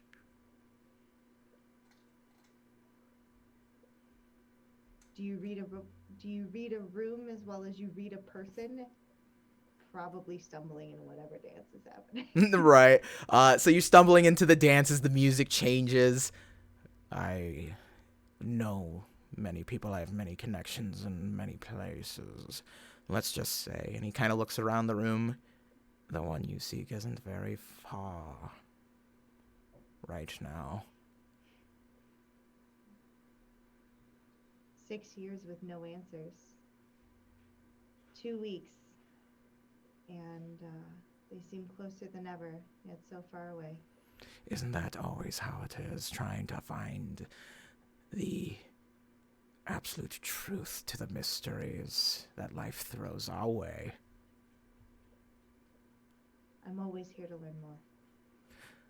And all I ask of you, Letta, and he leans in real close and whispers, is a kiss.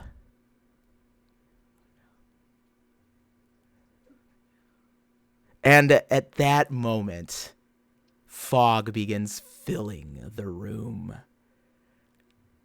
The large window that the moon is in, blows in, and the fog begins rolling in. All the nobles, they begin freaking out, and the doors just begin closing around the whole room. The lights in the room get snuffed out, and then they reignite as this sickly green color. And materializing from the clouds are these ragged cloaks, 6 knightly figures with glowing blue flaming skull faces underneath hoods, and these curling cornues of demon spawn rising from the sides of their heads. They wear these tabards over their armor that they wear that have upside down crosses painted in blood. And they draw, and their swords light up the blue. And the Fell Knights just kind of float ominously over the party as everyone's just kind of like, ah! Everyone's very freaking out and just running around and panicking, and then they just, silence, pathetic worms. Lord Corrado Pipistrello. And he is still, you were dancing with him still, Letta, so I imagine you're still next to each other. And they begin floating down towards the dance floor. And one of the Fell Knights looks towards one of the nobles, just takes, and when the sword slices through them, there's no blood, there's no guts, but you just see their soul just get ripped out of their body by this sword. Stand out of our way! Corrado Pipistrello, your sins are many, and you ought to come with us. If I'm still standing next to him, the staff that I brought with me as a decoration piece, I will pull it from the sling that it's in, and stand as tall as Letta can get, whatever her little heels are, and just kind of stand in front of him, shielding at least half of him with the staff, and give it a bit of a clink as it touches the ground. We've done this dance already. No, and not very loudly, knowing that they can hear me because they're magic. And dance again we shall.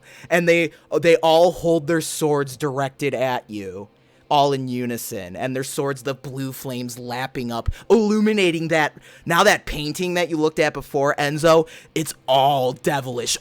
There's like skulls painted over all of the angelic figures, and the devils that were being cast into hell before are crawling out of the ground, and they begin pulling themselves out of the ceiling and out of the painting, and they're just, there's these just draconic looking demons that begin descending upon this party, and they begin dropping on the nobles, and they just start ripping people to shreds. Shall we dance then, Letta? And one of the Fell Knights looks over to Davos, and I thought I put you in the ground. Yes, well, you're going to have to do better this time. But I must tell you, I've learned a few tricks of my own. I am going to do a quick gaze of the crowd to see if I see Sylvia. Oh, Victor and Sylvia they're playing it cool right now, but you know they kind of look over at you and they give the nod like on your signal. Yeah, I've already got Rosella out and at the ready. And I'm just kind of leaning on her, and I'm looking at the night like, come, let's dance. I brought more this time. Are you sure you want to do this? So did I. And I kind of give them the signal. All right, before combat ignites, because it's been a Father, forgive me, Father. Crave violence! Bless me, Father, for I crave violence. Before we get into violence and try to get some payback against the Fell Knights and some of these demons that are crawling out of the ceiling, how we're gonna do the fight is the Belmonts are probably going to fight the demons off while you tango with the Fell Knights. We're going to also say when the fight ignites, Pipistrello's going to probably 1v2 some of them with some of his guards, and some of the other nobles are going to try and get brave as well. And then some of the guards who are in the party. So you'll probably be fighting, all of you will be fighting 3 of the Fell Knights that have arrived. Is there anything else anyone wants to do before this battle ignites? Well, I had wanted to kind of do some poking around, Oh. but it seems like in order to do that extensively would have taken a lot longer than time passed, so I'm cool with fighting these things first. Yeah, I mean, we haven't had violence in a minute. That's kind of what my thought process was. And Yeah, no, Giovanna would definitely be doing the sort of, like, I'm dancing, but I'm also, like, looking for doorways and, like, weird secret panels, but only sort of half paying attention when this all started. Tell you Like, what, okay, to here we go. resolve that, give me a scrutinize check since you're looking around and stuff. Okie doke.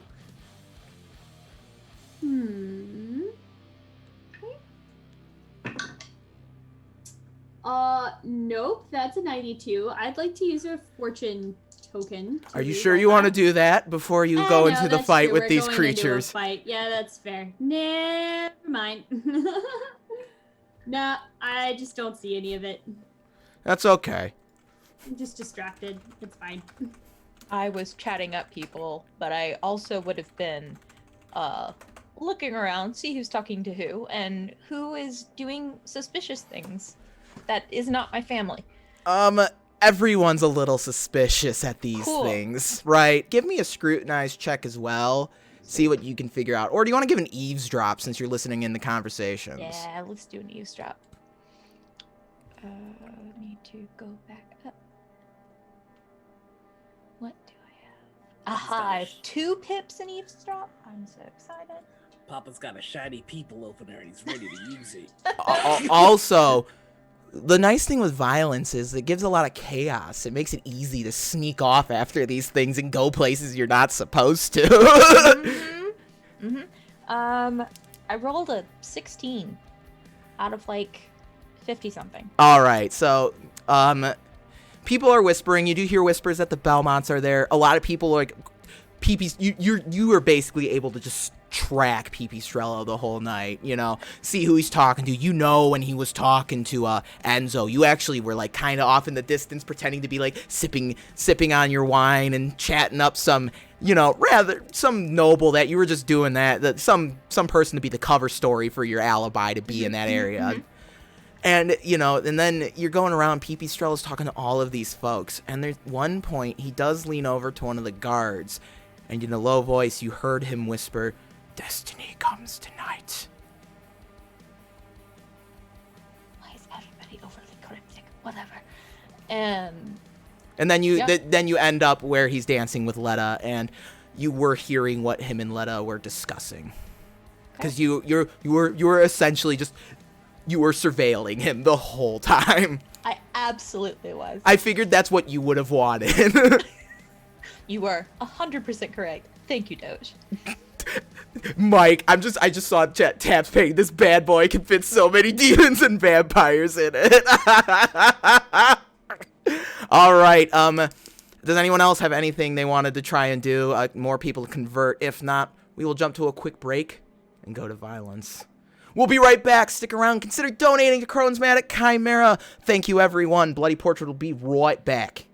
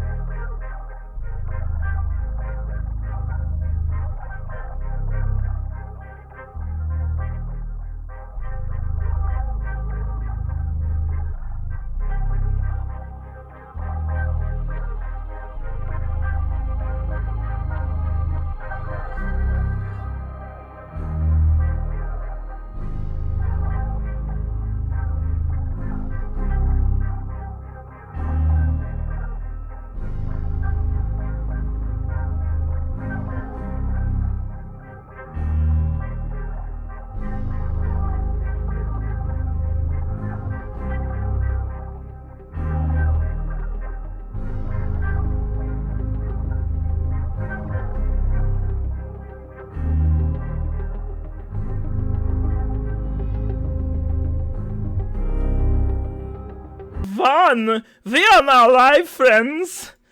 Hello and welcome back, everyone. I think my mic was hot when I said we are now live, friends. Whoops. So fun thing, I sometimes count down in character voices just because it's fun and cheeky and makes counting down fun. Anyway, we are back. Welcome back, everyone. Thank you for joining us for tonight's session of Bloody Portrait Brave Faces, everyone. We are the family is going to throw down with some Fell Knights who are crashing this party. And so we took care of initiative things during the break, and the order's gonna be Letta, Davos, Ludovico, Giovanna, Rosella, Enzo, and then the Fell Knights. So then, Letta, shall you take it away since you challenged them? Like, you kind of, like, you and Pipistrello kind of separate so you can, like, do your things and fight your Fell Knights. Sure did. I have this staff. It's not a halberd, it's just my staff. Uh-huh. And I will use it to go on the offensive. Go for it. Go on that offensive. Okay. Let's see if Roll20 likes me tonight. If it ever decides to roll. Maybe. It's gonna think about it. Nope. Well, we're using dice. Okay. All right. So this is I have to roll under a 52. Alright. 46. I will take that. All right. So, the Fell Knight you are attacking is going to parry. We're going to say you're attacking Fell Knight. I got 1, 2, and 3. Letta, you are going to be engaged with Fell Knight 1, okay? Okay. All right. So the Fell Knight's going to go to parry. Rolls a 69. Nice. Out of an... Ooh, and holy shit, an 80. And it just takes the sword and just... Poof, and just block, and this like echoing, almost bell-like sound echoes throughout the manor as your staff is blocked. It's like just... Is there anything else you'd like to do with your turn? Okay, hold on. I have to reacquaint myself with what... Oh, that's why it didn't want to roll. It was asking me for more information. I just have to be smarter than the system. It's not a thing that happens often, so I apologize. No worries, you're doing great. Alrighty. So that was one of my 3 action points, yeah? Yeah. Alrighty.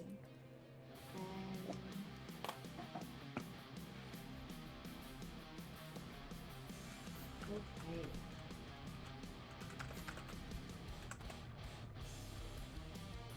So, as he parries that attack, I want to see if I could,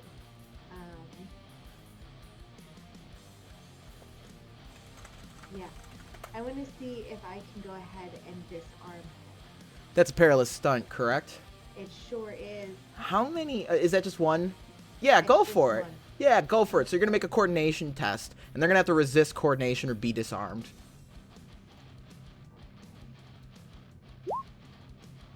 Oh, Christ almighty. Definitely should not be using Roll20. Oh, God. Would you like to burn a yeah. fortune point on that? If that's okay with the group. Okay. I sure do, and I will use my regular dice because, boy, howdy. Boy, howdy. Boy, howdy. Them dice ain't right. 33. Oh, okay. So now the Fell Knight's going to have to move to resist this, utilizing his coordination stat.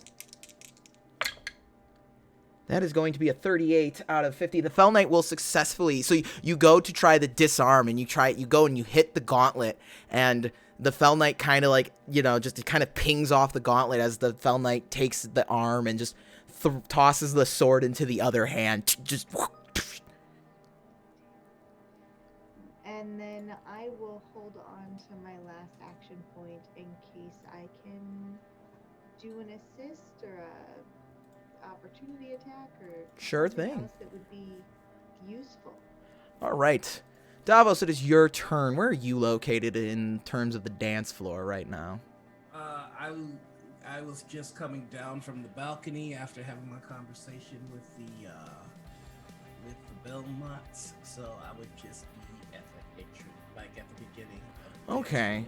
So the Fell Knights right now are kind of like, they're kind of gathered around Letta at the moment. So you could run out to the dance floor and join Letta using an action point.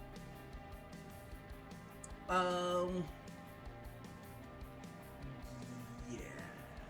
I'll do that. Of course, I'll be talking shit to that one Fell Knight the entire time. Just, so your god sent you back to get your ass kicked again, eh? My God protects me. I don't know about yours. Didn't do such a good job last time. And I will attack. Go for it. Ooh, boy. And we're going to say this is Fell Knight 2 you're attacking. This is mainly for my bookkeeping purposes. Ooh, crit! Yeah, dude. So, I don't know what that means. Anna, correct me if I am wrong. Critting on an attack's an extra fury dice, right? Yeah, it's an extra d6 fury die, and then if there's any other weapon tags that apply to a crit or talents, etc., generally it's just an extra fury die, though. Okay, I'll take that. So 5 damage. Mm-hmm. And the last thing for Davos here is that going over his skills. When I inflict injuries with the melee, they are always considered to be grievous injuries. Okay. And also, when you injure a foe with a melee weapon, you inflict 2 injuries instead. Okay. Of 1. Okay. So if I did injure him, he has 2 grievous injuries now. Okay. And don't forget to add your agility bonus. Is that what you're adding to your attacks? Oh, I am adding my Combat bonus? Okay. Yes, which is a 5, so that's 10. All right. So you strike with the sword, and you find purchase with this sword. You feel as if your hand is guided when you strike, guided by by a light touch, a rather tender touch almost, and the Fell Knight will move 1 up the damage condition tracker basically. So you do inflict damage. You're able to, and it's just. Okay. Anything else you'd like to do with your turn? No, take those grievous injuries, you son of a bitch. It's like, he doesn't say that, but he just goes, yeah, it looks like I got your god lacking again. We'll see about that. And it is Ludovico's turn then. Ludovico, having started his walk towards the Belmonts, having this all occur, Yeah. he's gonna like freeze in place and like immediately turn towards one of the tables and like run towards it and like kind of like baseball slide across the top of the table and grab the back of it and tilt it over with him so that he's got cover. Why don't you roll me a coordination check for that little maneuver there? Yeah. That sounds really cool. That's totally. That sounds really cool and sounds like it would Fuck! Let's use a fortune cookie? Fortune Yeah, point. use a fortune cookie. That's what I'm calling it from now on. Yeah, fate is the thing that stops you from No! So you go to flip the table over, and unfortunately, the table gets caught in your grip, and the table just kind of flips over. All this stuff comes crashing down, and it just lands face down. And you slid, and now you don't have the cover you were going for. So sitting on the ground, I'll just like pat around, I'll look for one of my darts, and I'll just hold it up, and I'll whisper something to it, and as I hold it up in the air and let it go, I cast Magic Missile, and it goes flying towards. Yes! All right, make that incantation roll. Yup. Where are you? Where'd you go? Somebody Come please back. clip that. That was amazing. I hope my mic picked up Abby laughing at it. Oh, and it's a crit! Fuck!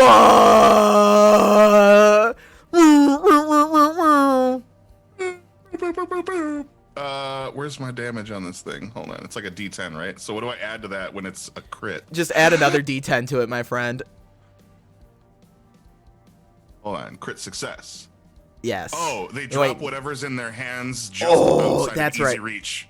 Ah. So yeah, let's get that D10 roll. Which one? Which one are you sending the magic missile at? Number 2. Number 2. Okay. So you deal 8 damage. So the missile buries in. Oh, it's Plus actually plus WB, WB, willpower plus bonus. 6, so 14. All right, let me take a double look. See here. So you send your missile at this creature, and it's it's jeering at Davos, and your missile just rips through the tabard. And as it does, the force of the missile, it leaves like a little. It makes like a little sonic boom, like a little, poof, and it causes the sword to go flying out of his hand, and the sword, is doused from that bluish flame, and this just fine sword. It's ringing as it's swirling in the air, and it clatters on the ground as it hits the ground. Sick. Anything else you'd like to and do? I'll just like from the seated position on the ground, I'll like turn over on my stomach and just like army crawl towards like where the table was. Oh my and god. On my next turn, I'll flip it back up over. Sounds good. Giovanna, it is your turn. Where are you located at the moment?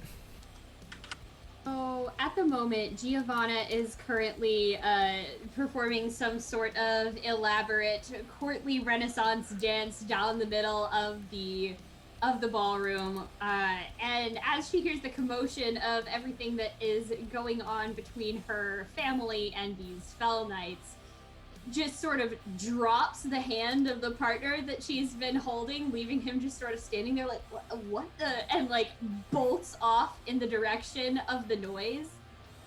She's going to pull a vial of human blood, but it just looks like a dark red liquid in a little tube to anyone that wants to see, out of the giant bag that she's been carrying around. And is going to let loose with a litany of hatred. Oh my god, yes. You think that you have come here to cast out the darkness, but let me tell you, you are only defined by the absence of that which makes you truly great. And I'm going for an intimidation test, which is not a success. So unfortunately, that's not going to work, but I'm going to drink this vial of blood very, very quickly. And So it's gonna be streaming down your face because you're like just. So you're gonna have like the blood, and like these nobles that are watching this, they're just like, "What the fuck, yo?" Well, it's about to get even more gross because as I'm drinking this, I'm not exactly swallowing. So I drink this and I open my mouth in the direction of the Fell Knights, and out comes this vivid red acidic just projectile spit as I cast Basilisk Spittle. Yeah. Closest to me. So I need to make an incantation test. I would like to. Do they send need to one make a of my- save then? Let's see. It can resist with coordination, but I'm going to channel power. Is it a to give- group? Is it a group spell? Sorry. Sorry. No, it's any one person that you can see. All right. 1, 2, or 3 then. So Fell Knight 1 is the one that's done stuff, so that's the one I'm gonna try and hit. And I'm channeling power, so why can I never find where my incantation is? Because it's under willpower, not intelligence. Right. So I gotta roll under an 85. I believe in you. Which I did. Fuck 60. yeah. So after successfully casting the spell, is it gonna try and resist? Yes. What would the Would it be resist? coordination? All right. That is a 16 out of 50. They will God succeed. Damn it. Fine.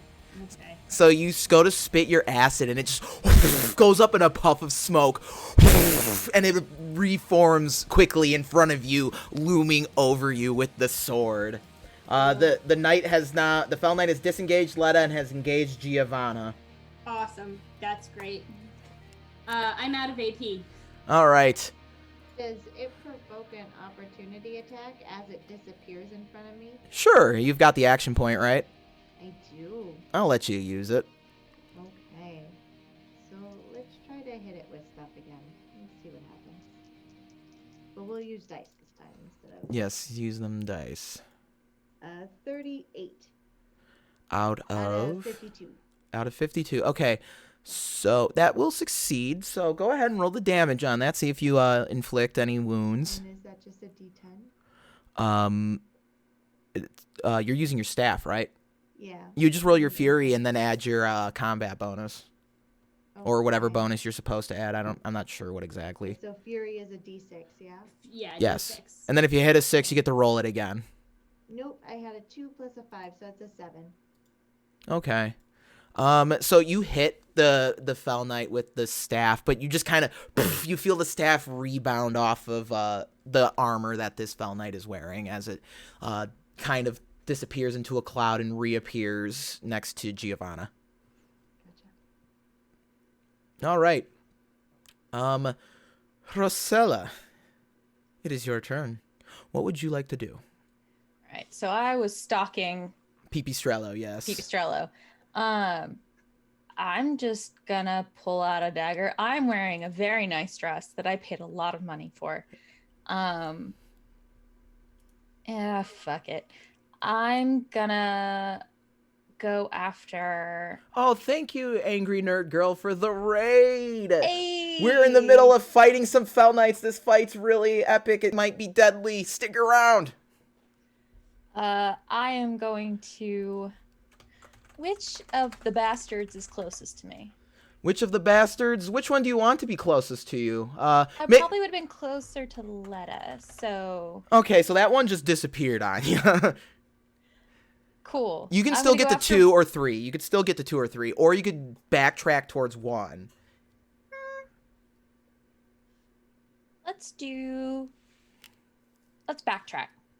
All right. I saw what Giovanna did, and I'm like, that's fucking cool. Let's help with that one. All right. So I'm gonna take my dagger, and I'm gonna try stabby. Stabby, stabby. Stabby. But I miss. Oh. Like 2 points.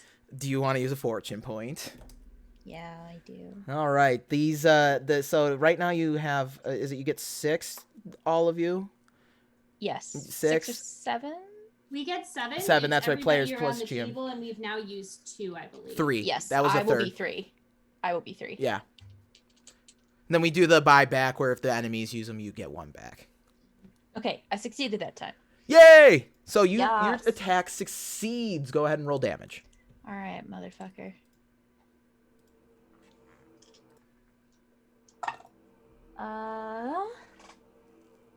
That would be 6 points. Okay. So you run up and you go to stab your dagger and you just hit chainmail and you try to shove in and try and gain leverage, but the Fell Knight just kind of like turns to wisp around where your dagger is, and then your dagger just kind of like goes through the Fell Knight and you have to pull it back. Motherfucker. You won't save her now. Save who? Your friend That was here. Saren's voice. Do you have anything else you'd like to do with your turn? Nope. Enzo. Regret my choices. Enzo, it is your turn. I'm currently still on the balcony. Yes, or a but you balcony. got an arquebus, my friend. You can shoot whoever the fuck you want. Is there a large chandelier not too far away from the ledge of this balcony? You know what? Fuck it. There is now. Cool. What enemy is near me immediately? Probably the one that Rosella and Giovanna are engaged with. All right. How far away are they coming? You can get down there if you want. If you're gonna swing the chandelier thing, you could totally get down there, and I'll even let you do like a cool plunging attack if you succeed this coordination test. Or actually, Yes. make it athletics, because that's like swingy. Cool, Which- 'cause I'm way more athletic. All right. So I will go ahead and jump with my arquebus.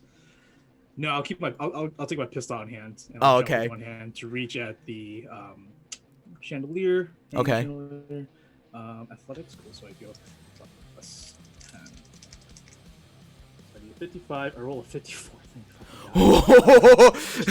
so you leap, you take the running, you kind of get a little, you step back, you take a running start, leap off the top of the stairs, and you jump and you grab the chandelier for a split second. You're like, fuck, I ain't gonna make it. And then you grab the gold the gold covered chandelier. Some candles kind of come tumbling down behind your back, and you're swinging over now Giovanna, Rosella, and this Fell Knight. You're hanging on. If you continue to hang on, you will have to make an athletics check every turn. That will continue to get more difficult. Or you could drop down whenever you want. I'll even say that's a free action, because letting go doesn't take much. Can I drop down on the Fell Knight? Yeah, if you want to like put the pistol away, pull out a sword, and just plunging attack, I'll even let you. I was thinking, hopping on and then busting him with the flintlock pistol. Okay, yeah. If this attack succeeds, I'll let you add 2 fury dice to it as a bonus, because that was a cool ass thing to do. Let's do it. Orale. Okay, let's go. So I'm going to drop as I fall. I'm going to point my pistol down. Okay, so what check do I need to make? You just need to make your attack. Yeah, now you need to make your combat. Okay, well I should pass this then. So that is martial range, so plus 20. That's flips. Right. So 70 or less. 25 out of 70. All right. Yeah, go ahead and roll that damage. So you kind of like give yourself a little swing, and you start descending down. And as you're coming down, you put the pistol down, and the Fell Knight looks up, and you stick the pistol in its eye socket, and just the flint hits the lock. The flint hits the flintlock. Just gun sparks. Roll damage. Adios. That's a 6 on the first one. So that's gonna get a roll another d6. So I roll a 2, and I'll roll the other d6. So 4. So 6, 2, 4. That is 12. And then add another one for that 6 you rolled, because that 6 exploded. And then add your bonus. Another 6. Fuck. 18. So that's 28 points on total with all my bonuses. You almost blew through all the damage thresholds with that. So you just you shatter this flaming skull, and like spirit, like ectoplasm comes spraying out all over Rosella's nice dress, and like you blow out, and it's just half the face, and there's just this ethereal fire just spilling out. It looks at you, and like the eye is like glowing this dark red, and just. Fuck.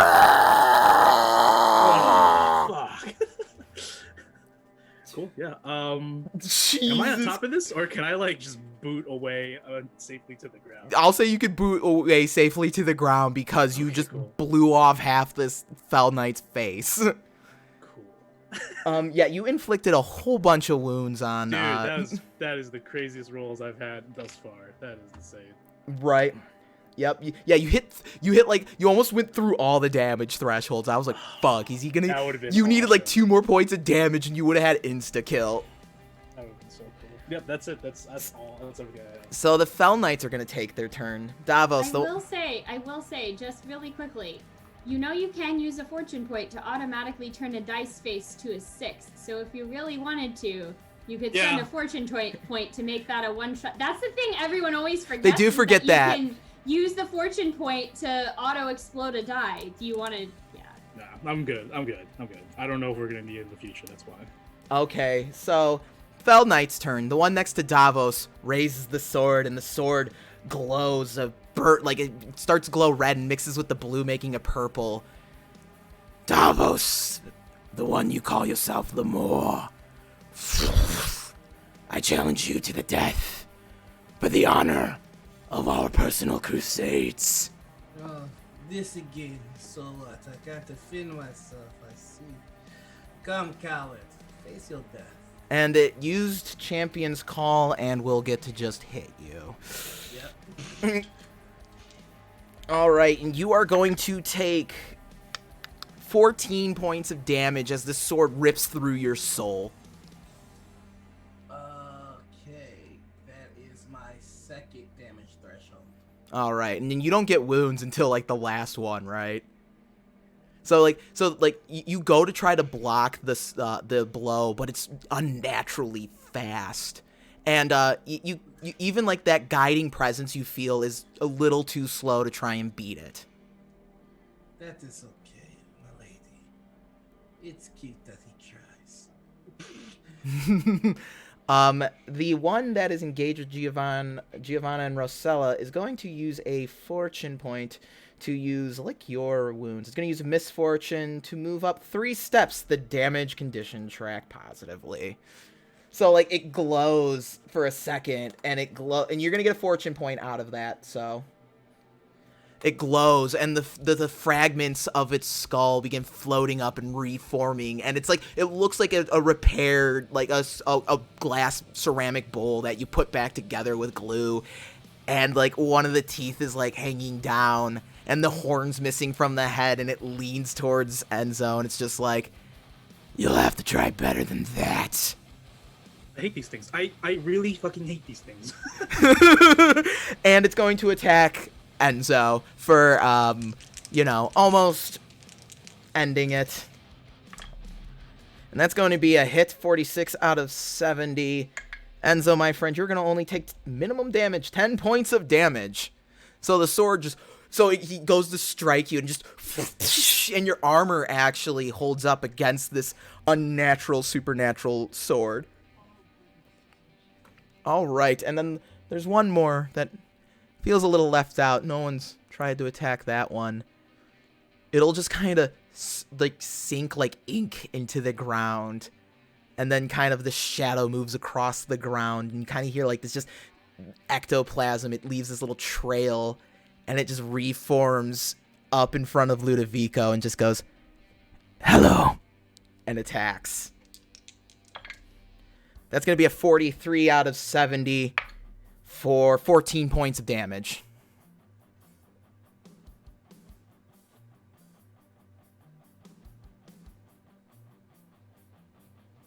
You're super muted. Yeah, you're muted. Chris, you're muted.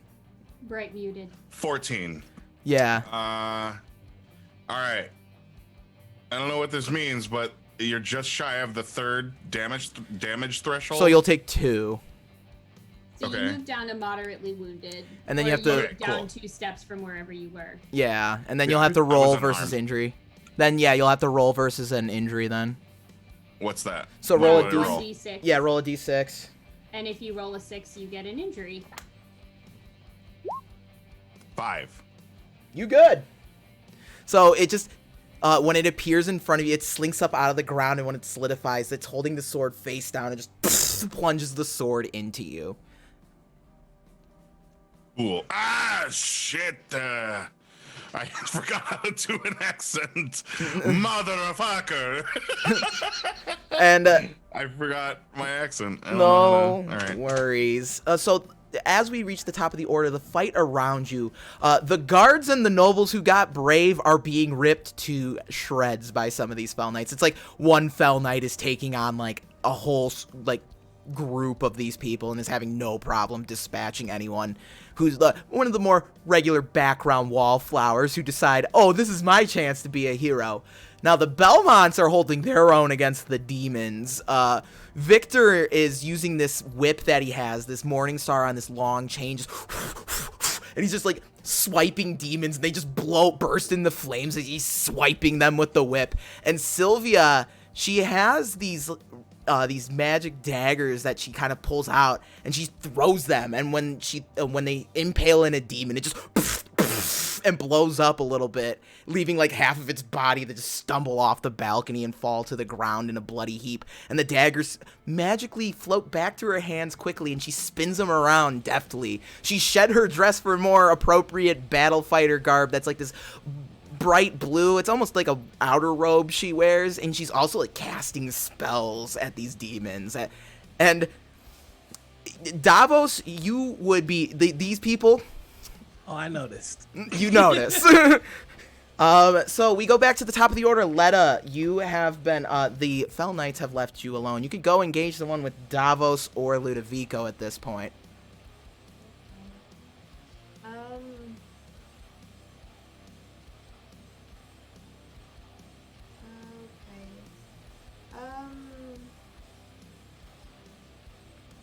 Alrighty. So I'm going to go ahead and charge. Yeah. Charge is a fun one. It sure is. And did the one that was fighting Davos actually hit him? Yes. Okay. Because he used the champion's call against him, so he's just hitting. Oh, and I would have recognized that from the first fight. Then Yes. Yeah, I would go ahead and charge the one attacking Davos to try and break that champion's fall. Pity, Davos. You don't need one, but you need 2 women to protect you. Well, they are the deadlier side of humanity. You understand this, yes? And that would be 3. And he points at Rosella. That fortune that you got read did say that you and Rosella would be, have to work together in this little trial ahead. So go ahead, Letta. Do your thing. An 8. An 8? What? 8.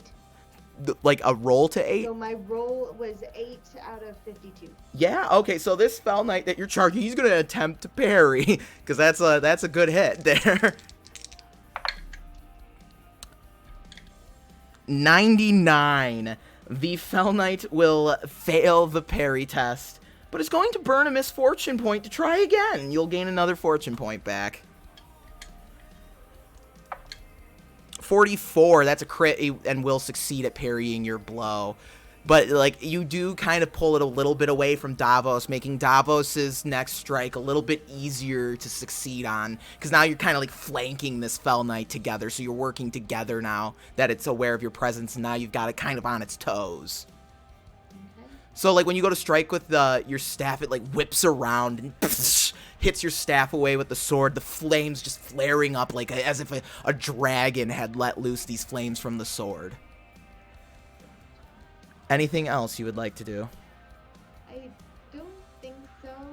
We charged. I'll hold on to that extra action point just in case. Sure thing. Davos, you're up. Let's get it.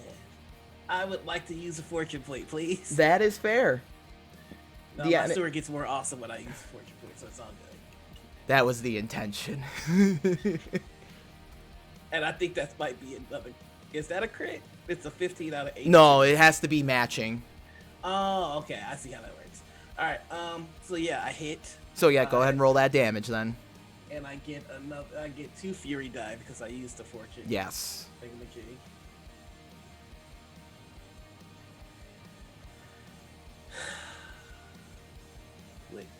Would anybody be opposed to me using 1 more fortune point? To automatically escalate to a 6? Yeah, I want to turn that 1 into a 6, please. We've gained a bunch back, so. Sure. Okay. Alright, the enemies are back at 3 misfortune points. Okay. And if I recall correctly, if there's a 6, I get to roll 1 more, right? Yep. Okay. Are you fucking? So 11, 12 plus your combat bonus. That's gonna be 17 total. You're gonna hit 2 damage thresholds, my friend. Yep, So- and that's. So would that be 4 injuries then? Because each time It'd be yeah, so he's got to try and resist 4 injuries right now. Yes, and they're grievous too. One of them will inflict. Let me roll my D100 on the injury chart to see what injury this creature is going to have to suffer. 20. Oh. So Davos, okay, so That sucks. yeah, no, this is gonna be great. So Davos, you go to strike the Fell Knight, and it whips back around and deflects your blow. Letta kind of gives it a jab that makes it, like, react a little bit, and then she does, like, a sweeping kick to kind of knock it down. And as it's going down, you whirl around with the sword. It glows this brilliant greenish blue, and you see her for the first time, just kind of in the distance, and she pulls out an arrow from her quiver, and she kind of just closes her hand around it, and it turns to a puff of smoke, and you see it dancing above your foe, and you kick the foe back, swipe across its head, and just and you knock him completely unconscious with your blow. There's something to this sort of the Saint Caliban thing, yeah. And then he's just gonna look for the next one. Nice. So, Fell Knight 2 has been managed. Anything else you'd like to do with your turn, Davos? I'm going to look at Letta and just give the nod, like, all right, and gonna back to back it. Love it. Ludovico, it is your turn. You have a Fell Knight just standing Holding me down right. by the shoulder. Yeah. I would like, I don't know if I can do this or not. I would like, with the sword through my shoulder, Yeah. I would like to begin to stand up and let the blade go deeper and through my shoulder. Okay, and then? And I'd like to stand up and grab his arm and clench as tight as I can. Okay. I'm going to try to intimidate him. Sure. With menacing demeanor. Ooh, so what does that do? Explain. So he gets a 1d10 mental peril if I win an intimidation check against him. Okay. Go for it. Where's intimidation? Fellowship. Oh, there you are. Oh, wait, no, it's not fellowship. It's brawn, actually. It's intimidate under brawn, yeah. Please. Critical success. So you pull yourself up, your blood, your blood is you can feel yourself losing blood actually, as if the blade is now actually going through you, and you feel the sword ripping at your soul as you stand yourself up, look this Fell Knight in the face, and just go, fuck you. What would you like to actually say to it? Do not touch me, whelp. And I want to shove him back if I can. Sure. So you will inflict 2 peril onto this Fell Knight. So he will ignore 2 skill points. And you actually see, for the first time since you've encountered these creatures, a look of horrified shock almost. If a flaming skull face could have horrified shock for a look. And is just almost bewildered by the fact that you're just like, fuck you, skull, bro. And you push him back with some magic. You just poof. And that's it. I will. I guess I'll back up with the sword still. Oh, the sword will come out when you push him back, so you'll be fine now. Okay. Cool. Then I'll back up a little bit from him, just kind of regaining my footing. Okay, so we moved to Giovanna's turn. Rosella, you'll be on deck. Giovanna, you and Rosella are engaged with this, and Enzo's joined you for the fun. You're engaged with this Fell Knight. Take your turn. So Giovanna, being frustrated at this entire time, not really being able to get off some successful spell casting, is going to throw the vial of blood that she has just consumed to the floor, and with her offhand pull another one out of this bag that she has brought with her. Oh my god. Good thing there's dead people here so you can replenish, huh? So here's the thing. It's been about 3 weeks since we all last played this game. So I don't know if everybody remembers, but there was a servant, teenager child that mysteriously just sort of wasn't seen after a little while, and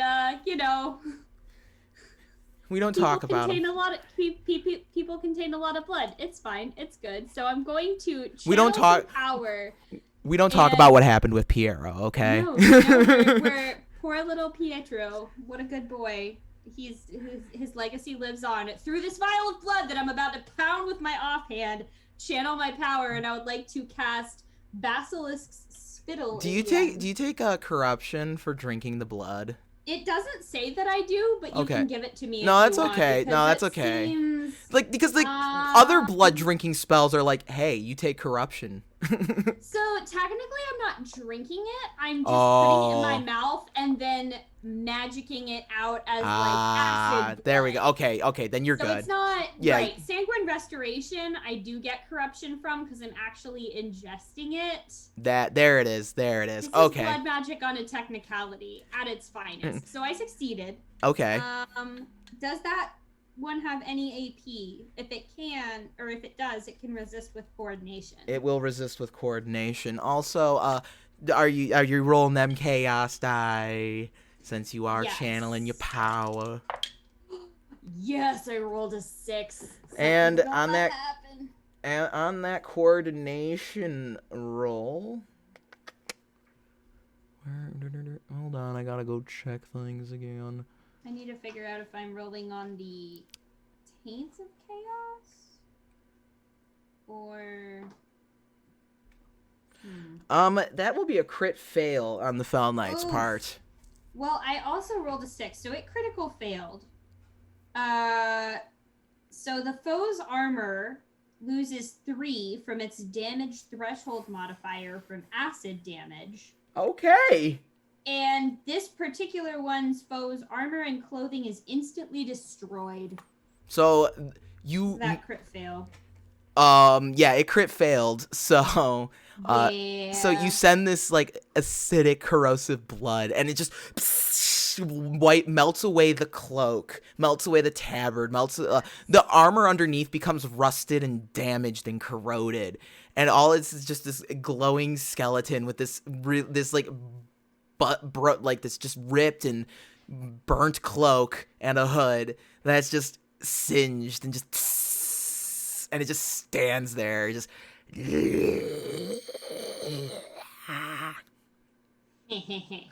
Do you also now I deal need damage?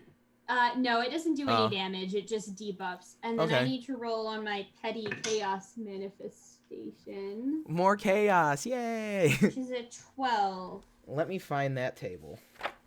Oof, that's rough. All right, hold on. What page you on for that again? Of the core rulebook, it's 397, and Perfect, I rolled thank a you. 12. All right. A 12 means blackened nails. Every fingernail and toenail on your body turns black and falls off. They may grow back over time. Dumb.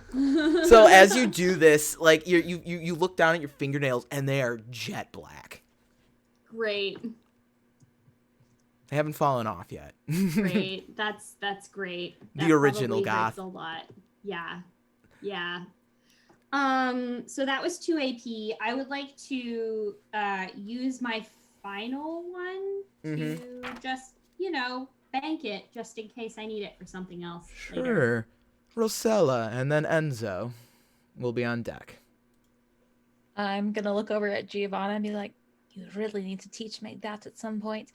And I'm going to try and stab the motherfucker.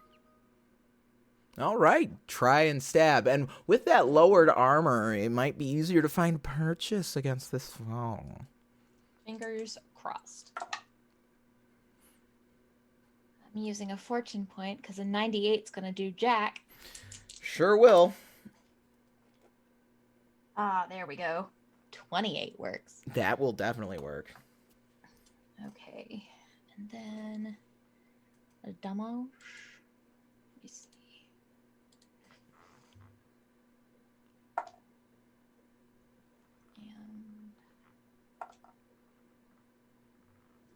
And 13. All right, so you stab your dagger in and you wrench it a little bit to get past that corroded bit of armor, and you pull out some of that gooey ectoplasm that glows, and it just and it whips around towards you and just kind of looms over you. I'll hiss at it. I've got cool, shiny new vampire teeth. I'll hiss at it. It's fine. Ah, the master's gift. And it's Enzo's turn. Did I hear him just say the master's gift? I don't know, maybe. Maybe. Okay. How much blood is on the ground around me right now? There's probably a decent amount considering your friends have been getting hit, and then you got some dead people all around you.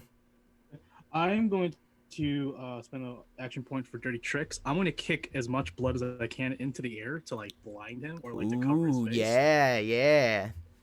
Do love me some dirty tricks. Need to make a guile test. So that is plus 10, so 58. No, I fail. 84.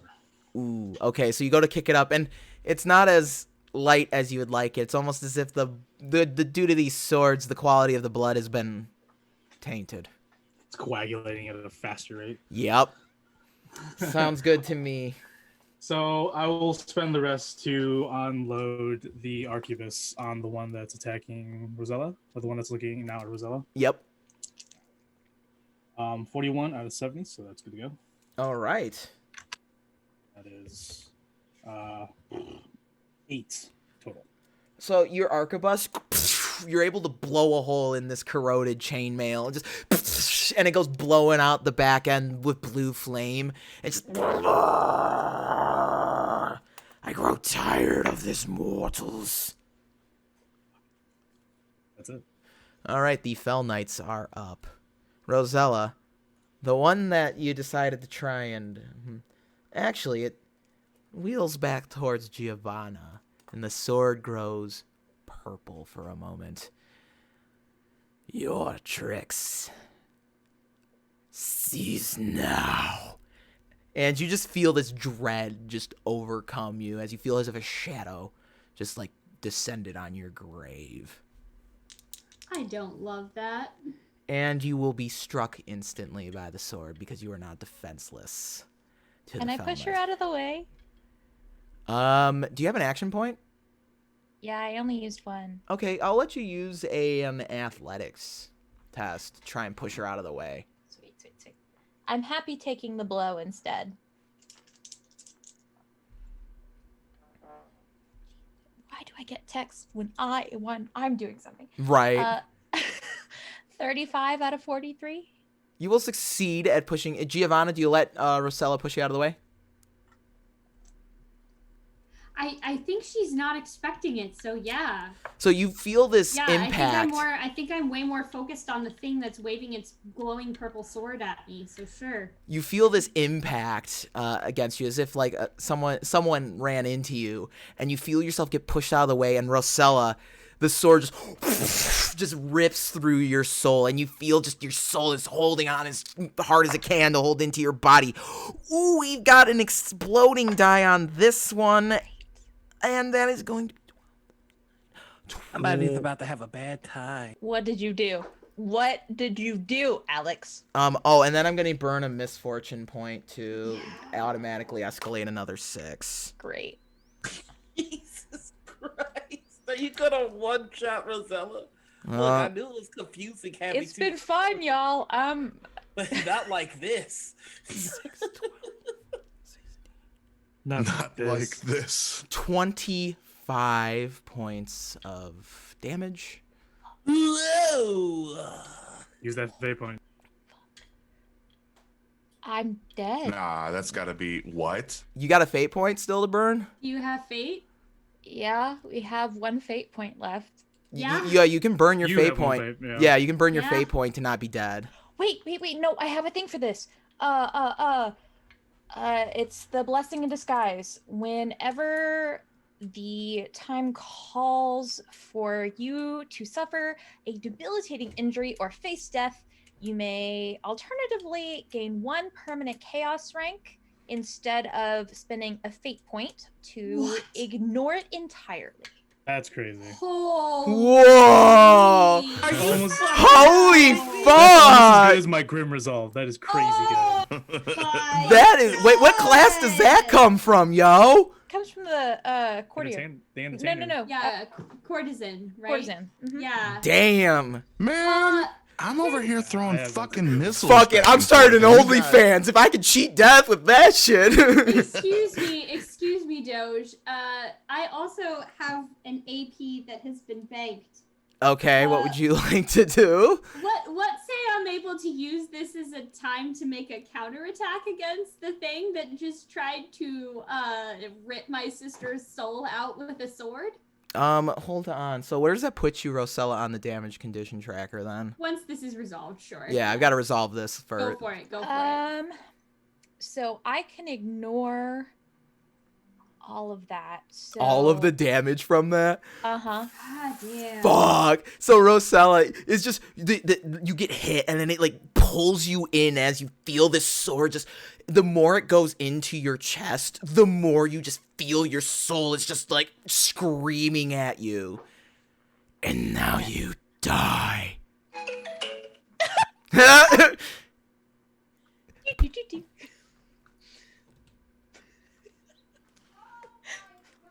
Except I don't die. And I just look at him and be like, You're going to have to try harder than that. I'm so sorry.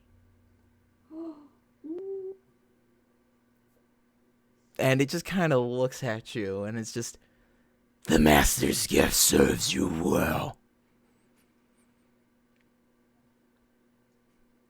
And pulls the sword slowly out of you. And as it does that, that's when Giovanna can make your surprise attack against it. Okay, this is with my regular hand now, because my left hand is the one that drank the vial of blood. I'm going to pull out my dirk, and I'm going to attempt to stab this thing in the neck, because it just tried to kill my family. Go for it. So, that'll be a 52. Oh, with a 17. We love to see it. Do we ever? Let's see. And you know what? If it's okay with people, I'd like to use a fortune point to make the die explode on that. Does that sound okay? You are I'm down down to with it. 3 fortune points, just so you're aware. At this point. That's How many okay. more baddies do we have? You still got the 2 Two. fell knights, and then there's the rest Oh, of yeah. everything going on around you. Yeah. Plus, that's gonna be 12 points of damage. All right. So you shove your dagger into this thing's neck, and it just kind of looks at you. Fighting without honor, are we? You really expect that I would do something like this by the book, and then I just pull it back out of the neck. And it kind of grabs the neck as you say that. Of course not. Not from one of De Toro's bastards. And the other one will just kind of sink back into the ground like an ink, and will reform above, right next to Letta. And it leans over. Your husband sends his regards. That's a 42 out of the 50 that it needs to hit. And it will hit. I kept an action point. Can I parry? Yes. Beautiful. Alright. Now I have to remember what. Alright, so that's a 52 that I have to go under. And that is a 16. 16. So it goes to attack and just, and you're able to whirl this. You twirl the staff around, put it into your other hand, and throw it over your shoulder, and you're able to block the blow by holding your staff like parallel to your shoulders. And like as your weapons are locked together, it leans in and just kind of like hisses at you, just. You keep his name out of your mouth and out of your mind. So as we're back at the top of the order, Lord Pipistrello has kind of disappeared in the chaos. All the other nobles have kind of began running out of the room as the doors have been now forced to open at this point. The room's kind of clearing out as this fight is continuing. Some of the others are kind of like maintaining their distance because they can't get out of the manor necessarily, as these guards are trying to manage this stampede of people that are running through here. At the top of the order, I'm going to need everyone to give me a toughness roll to not get trampled by the panicking crowd.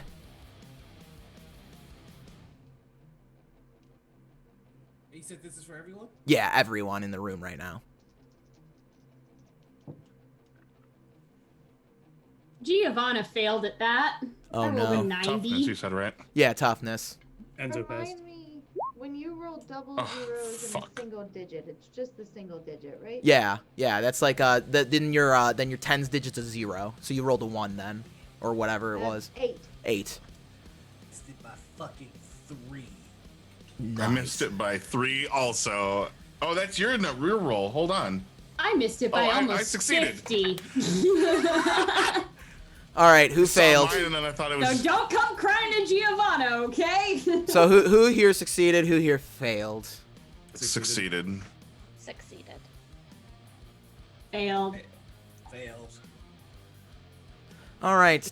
For those of you who succeeded, you kind of like hold your ground against the stampeding people. You shove a bunch of them, or you shoulder check them as they run into you, or you do the good old now illegal hockey hip check where you bend over and throw them over your back. Yeah, we don't allow that one in hockey anymore. So Davos, you are going to get a dislocated shoulder out of this. So you're going to start your turn with 1 less AP. And Giovanna, you are going to... Would that be a grievous injury? It's just a moderate injury, but moderate. due to the nature of just Okay. like layer action, we're just kind of just saying, okay, we're gonna bypass this one room. I'll take it. These are easy to treat. These ones aren't terrible. You don't have to like go get like surgery. Yeah, surgery or like. Can I lethal weapon it and just hit my arm against the Oh, when we get to your turn, we'll talk about that. Yes. What did I get? So, Giovanna, you have a pulled muscle as you were knocked over trying to hold your ground. Until fully recuperated, you must flip the results to fail all brawn-based skill tests. I think you'll be okay. Okay. Any other failures? All right, then. So the people are storming out. Those of you who've incurred your minor injuries, you've incurred your minor injuries. And as they're stampeding, the Fell Knights go, like, they go unsolid and just kind of let people run through them. The wispiness around them, like, being disturbed. So they have to, like, kind of reform before they re-solidify in front of you. Letta, it is your turn. Okay. Having stopped his attack with a parry, I want to go ahead and shove the sword around and do a called shot. Sure. To shove his sword back into him and unbalance him. Okay. Try. So using the staff to basically get his sword to hurt himself. Okay. Basically. Which is an 18.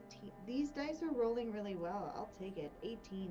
Nice. So your attack will hit with the called shot. Mm-hmm. And because that keeps them from being able to dodge or parry. And then that's just a d6. Yeah. Yeah. Okay. That's another 2 plus number 7. 7 points to hit. 7 damage? Yes. So you go and you twirl the staff around after parrying, like you shove the sword off, twirl the staff around, and you crack it across the armor, but it doesn't seem to flinch at the blow that you've just delivered to it. I mean, how bad does this thing look? It's looking a little rough right now. Should we explode a d6 to roll another d6? Or do we think that's not worth it? I'm if gonna. You want my opinion super. As a player, go for it because you can actually do significant damage. I'm gonna give you something a little meta knowledge here, Liz. You're just like 1 off from dealing a wound, so do it. Okay, then I'm gonna turn that 2 into a 6 plus the 5, so that's 11 plus another dice. 15 total. All right, so Letta. So you hit it and you kind of rebound off the armor and you take the staff back around and you crack him on top of the head with the staff and just and when your staff comes down you crack off one of the demon spawn cornues on the side of its head.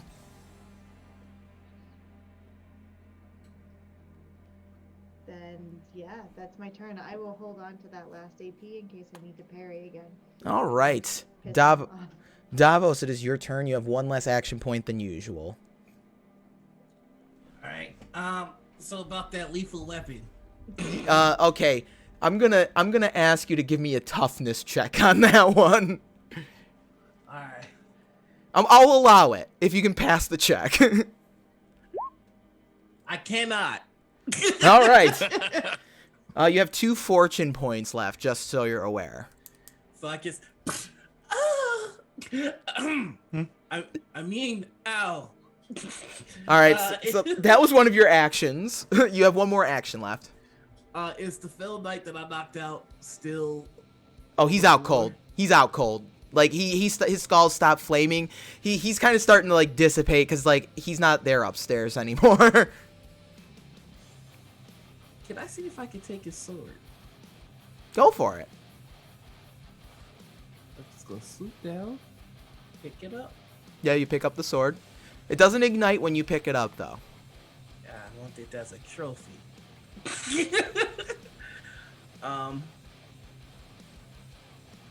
And what's the closest baddie to me? You can go run towards 3, who's fighting Letta right now. Yeah, I'm going to make my way over. Okay. I don't know if that's gonna use up the last of my action points. It would use the last of your action points to move over there. Okay. Then no, my gun is not gonna do anything because it's not magic.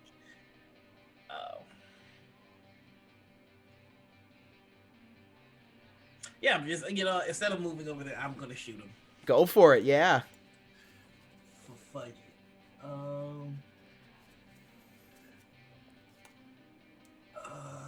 Bang. Dang. Okay, so nothing's going my way today.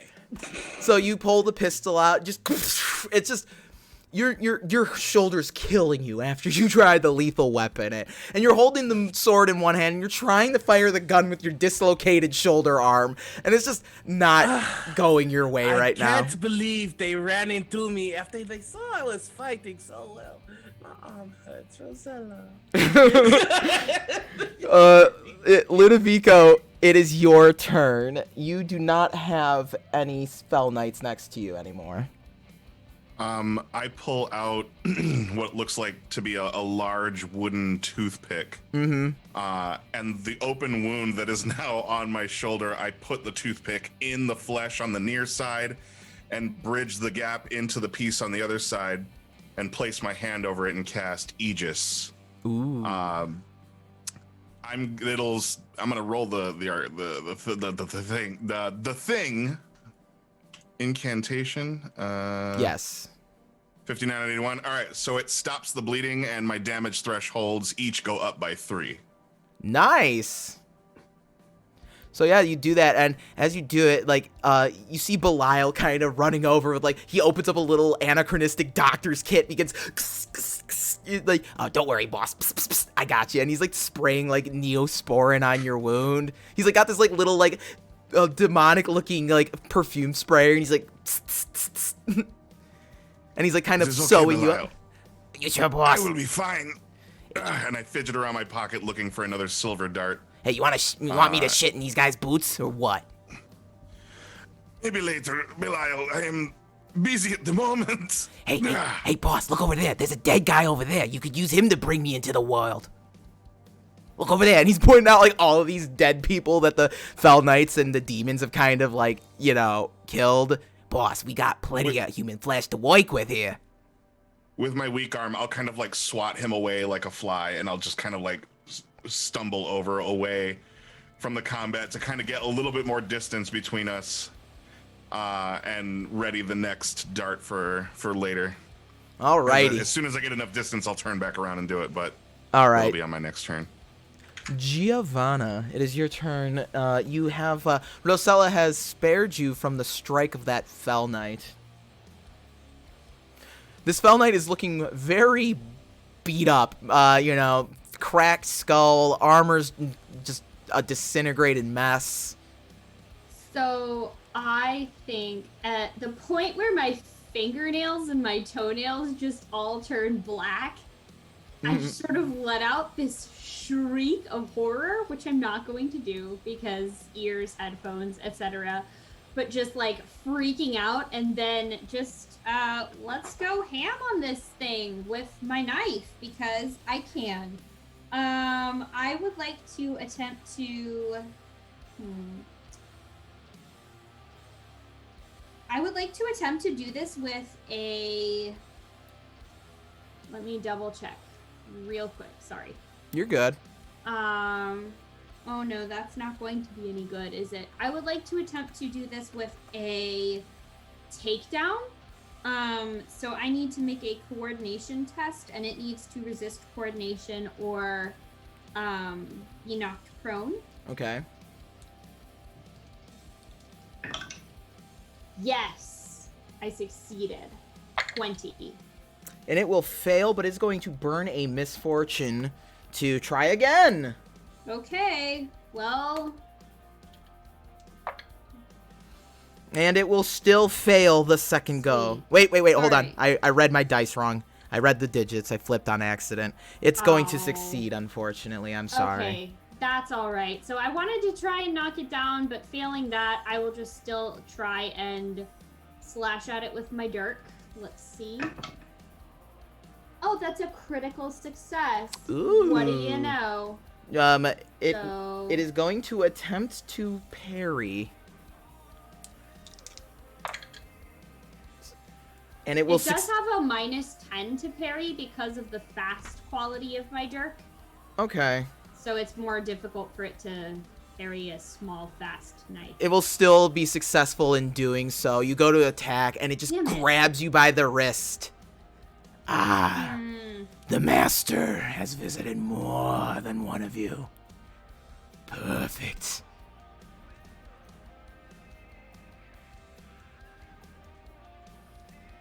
Yeah, she's got nothing at this point, you know? Like, Yeah. yeah. Can I get everyone's corruption stuff real quick? What's everyone's corruption? Actually, the two all my vampire-y friends. What's your corruption scores at? I am at 4 right now for Okay. corruption. I am also at 4. Okay. I'm at 3 somehow. But I've been a good boy.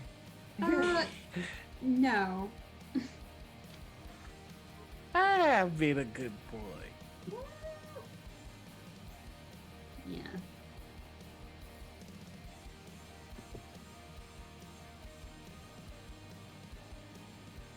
Okay, so you're all good then. Nothing wrong there. Sorry, I had to just double check something real quick. Anything else, Giovanna? No, I think she's just gonna try and stay.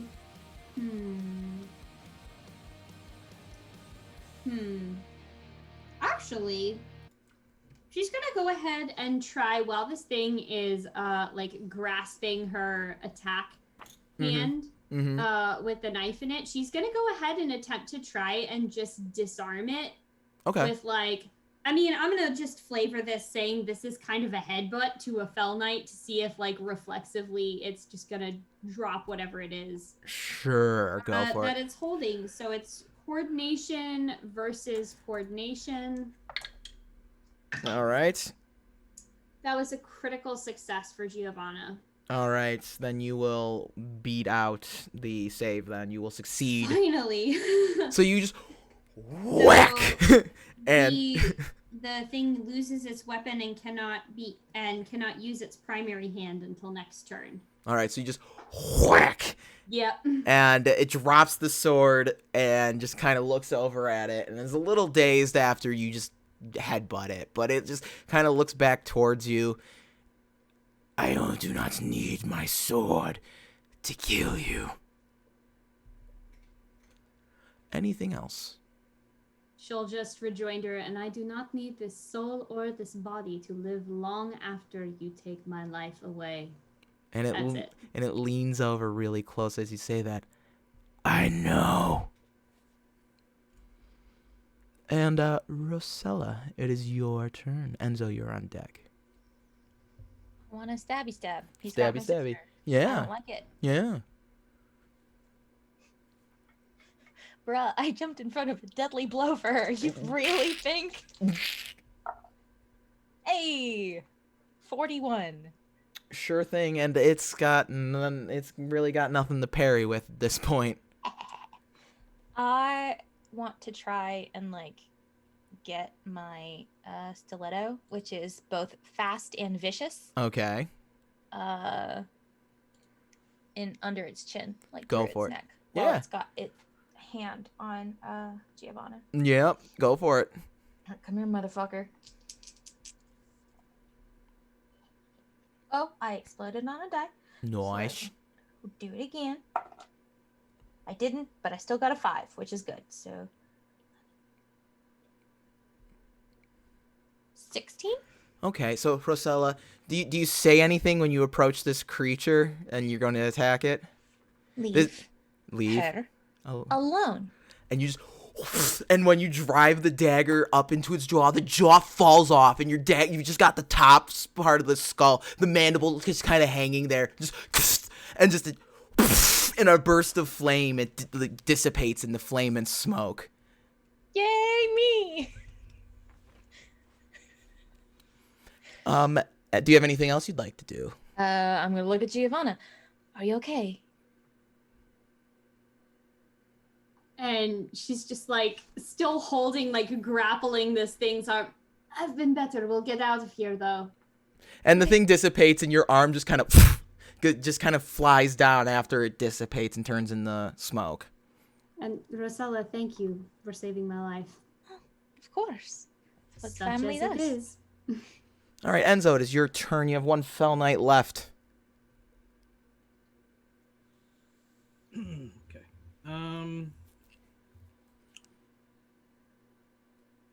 Enzo is going to draw his cord sword. I'm going to attempt to disarm this Okay. Fell Knight. Yeah, go for it.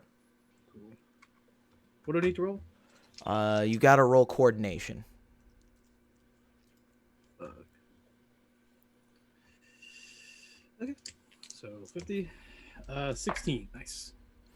The foe will successfully resist the disarm. So you go to disarm. I hate you. And you lock blades, and you're kind of shoving back and forth, and you're trying to get leverage, and you just can't get the leverage against the Fell Knight.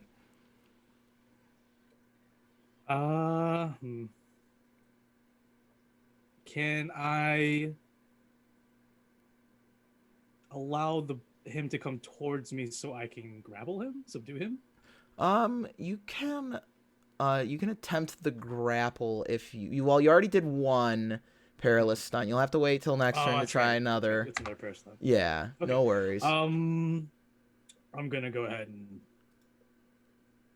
stay there. All right. With this Dread Knight.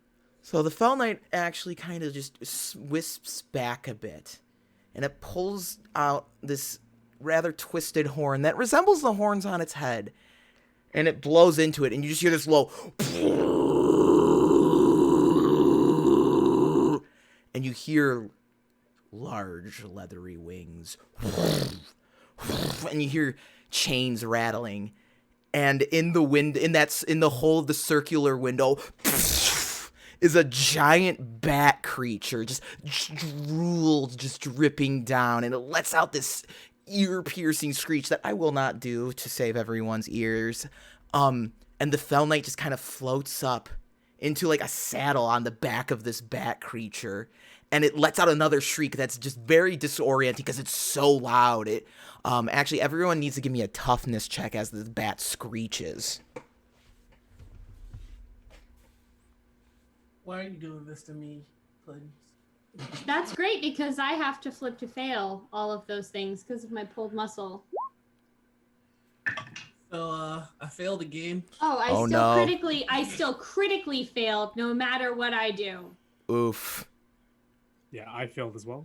I have Alright. a pip in this, by the way. I just Roll20 fucking hates my guts. Not I as failed. much as not as much as this game hates mine. I have failed Rise the with last real 4 dice. rolls that I've had. The war. Rise with This What's this up? episode Hold on. What's up, Liz? 17. Okay, thank you. Nice. All right. To those of you who succeeded, congrats. You're fine. You are able to steel yourselves, and your ears just ring a little bit. To those of you who failed, you get grenade ear. There's just high-pitched ringing in your ear, and you take 17 peril. And you will adjust your peril scores accordingly. Is there anything worse for crit failing? Yeah, why not? Thanks for asking.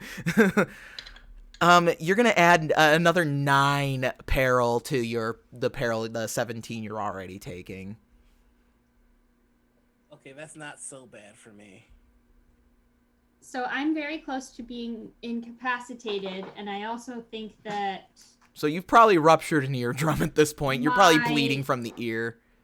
there is something here. Okay, yeah. So because of my mana junkie thing that I have, now I have to channel power every time I cast magic by at least one All step. right, So I okay. will always be rolling chaos die when I cast magic right now. Love it. So as the bat creature, after it screeches, you just kind of hear a voice, just kind of echoing throughout the manor, and it speaks. Sunday, at the Duomo Cathedral, we shall dance again. And then this large bat creature just and begins flying off into the night. And you are left standing there, bodies strewn about. The demons have been beaten back. The Belmont and Fernandez are standing next to each other. They're like leaning on each other, like. And there's still a few people kind of like who are kind of looking around and they're like, trying to get in, like, just process what the fuck just happened. And the room turns back into normal. The painting on the ceiling returns to its former self. And when you look around, on the ground, clutching his bleeding side, is Lord Pipistrello. And that's where we will end for tonight. We're running a bit late already. So thank you everyone for joining us for episode 7 of Bloody Portrait. Remember, until Monday, we still got going on the Crohn'sma Chimera charity event. So please consider donating, as all of our proceeds will go to the Crohn's and Colitis Foundation. This fundraiser means a lot to us, as Sam, one of our lovely admins, has Crohn's. So it would mean a lot to us if you did decide to donate. If not, your support is helpful enough, and we thank you for it. We're going to go around, do some quick plugging, and then we might try and find some friends to raid, and we will let everyone enjoy their evening and sit and think about what happened tonight. So, Noir, why don't you take it away for us with the plugs and start us off? Yeah, hello everybody. I am Noir. You can find me on Twitter, Twitch, and now YouTube as The Noir Enigma. You can find me on Instagram, SoundCloud, and TikTok as just Noir Enigma. Tomorrow, or Saturday mornings, you would usually find me over on Critical Misses with Morning Ritual. However, this Saturday we're taking off because Anita desperately needs a break. So instead, find me over on my channel where we will be playing a rerun of my brand new TTRPG show, Lonely Throne. We premiered it this Thursday, and we're gonna rerun it tomorrow morning at the usual time for Morning Ritual at 11. It'd be awesome to see you there. On Sunday, you can find me on Critical Misses around 8 p.m. Central Time, where we're gonna have a Q&A for the mask game that I run over there, Second City Saviors. Monday, you can find me over on Encounter Roleplay. We have just 2 episodes left of Song of the Deep, so check that out. Tuesday, you can find me on LFM Network, where I am in Degrees of Madness. It's me and the puppets from Perception Studio play Call of Cthulhu. On Wednesday, I rest, actually. And on Thursday, it's going to be episode 2 of Lonely Throne over on my channel, Twitch TV/The Noir Enigma. Friday, we'll be right back here again with Bloody Portrait. And on the 19th, we're going to have Brendan Lee Mulligan in the season finale of Morning Ritual. So please do check that out. And that's me. All right, thank you. Bright, Chris, it is your turn. And you are super muted, my friend.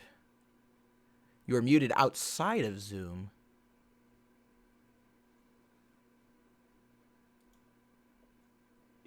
He was just saying butts. And now you're muted, Alex. Oh, fuck. All right, while you get your audio fixed, let's jump over to Anna. Oh, me? Wait, I heard stuff. Are you unmuted, Bright? No, still muted. Okay, I'll keep going. Hello, my name is Anna. You can find me at Nymeria941, most of the places on the internet. When I'm not here playing Bloody Portrait, I am currently GMing a Flames of Freedom game, which is also powered by Zweihander. It is an entirely original game system that uses the same RPG system as the game that you just saw here, except everything is set colonial Gothic during the American Revolutionary War. I'm actually one of the developers for that game, and I am really excited as we are rapidly approaching the conclusion of our Boston Besieged adventure. That is on Tuesdays at 5 p.m. Eastern Time over on Encounter Roleplay. And I have a couple other different things going up, but I can't talk about them yet. So follow my Twitter because then I'll be able to announce stuff when I can do so. Huzzah. Also, I would just like to point out that it was very exciting after 7 episodes to have my first moment where Giovanna actually cast magic to some meaningful effect and still got royally fucked by Fell Knights, but still, only taken 7 episodes, and I finally successfully cast magic that had an effect. Boom, I'm excited. All right. Chris, I think I heard your mic working there. Oh, is it working now? Yes. Can you hear me? Yes. What up? My name is Bright Dystopia. You can find me on all forms of social media under that name and on my Twitch channel Over the Void under the same name. You can find me there tomorrow. I'll be doing a live paint stream because I need to finish a paint job and I'm going to make it content because fuck y'all. Sunday, you can find me back here. I'll be playing Among Us with y'all for this Crohn's charity and I'm going to win. I might be stopping. And I'm going to win. I might be playing on that too. Could be good. It's going to be good. Suffer. We're all going to suffer. I'm going to kill each and every one of you, and I'm going to enjoy every moment of it. And that's all I've got. So, you know. All right, Liz, your turn. I mean, there's no one-upping whatever just happened. So, my name's Liz. You can find me at No One You Know Backwards. I can be found on Wednesdays over at Dice Priori, which was just shouted out. Thank you. We are playing in the Heart system right now, the Bodak Conspiracy. We are testing out new systems for our flagship game and learning more about the Whispering Father actually at the moment. You can also come join me as I GM games through Dice Priori's Community Theater. We currently have casting call up for Holly, Tech, and Jolly Nancy, which is just a one-shot for the middle of December. So if you would like to come play in a lighthearted, fun one-shot with a bunch of new people, strangers, maybe we know you, come join us. You can go sign up for that at casting.dicepriori.com. And then, of course, back here on Friday to play more Letta and to try to kick more ass and continue saving Davos. And here we are. And that's all I've got. All right, Mike.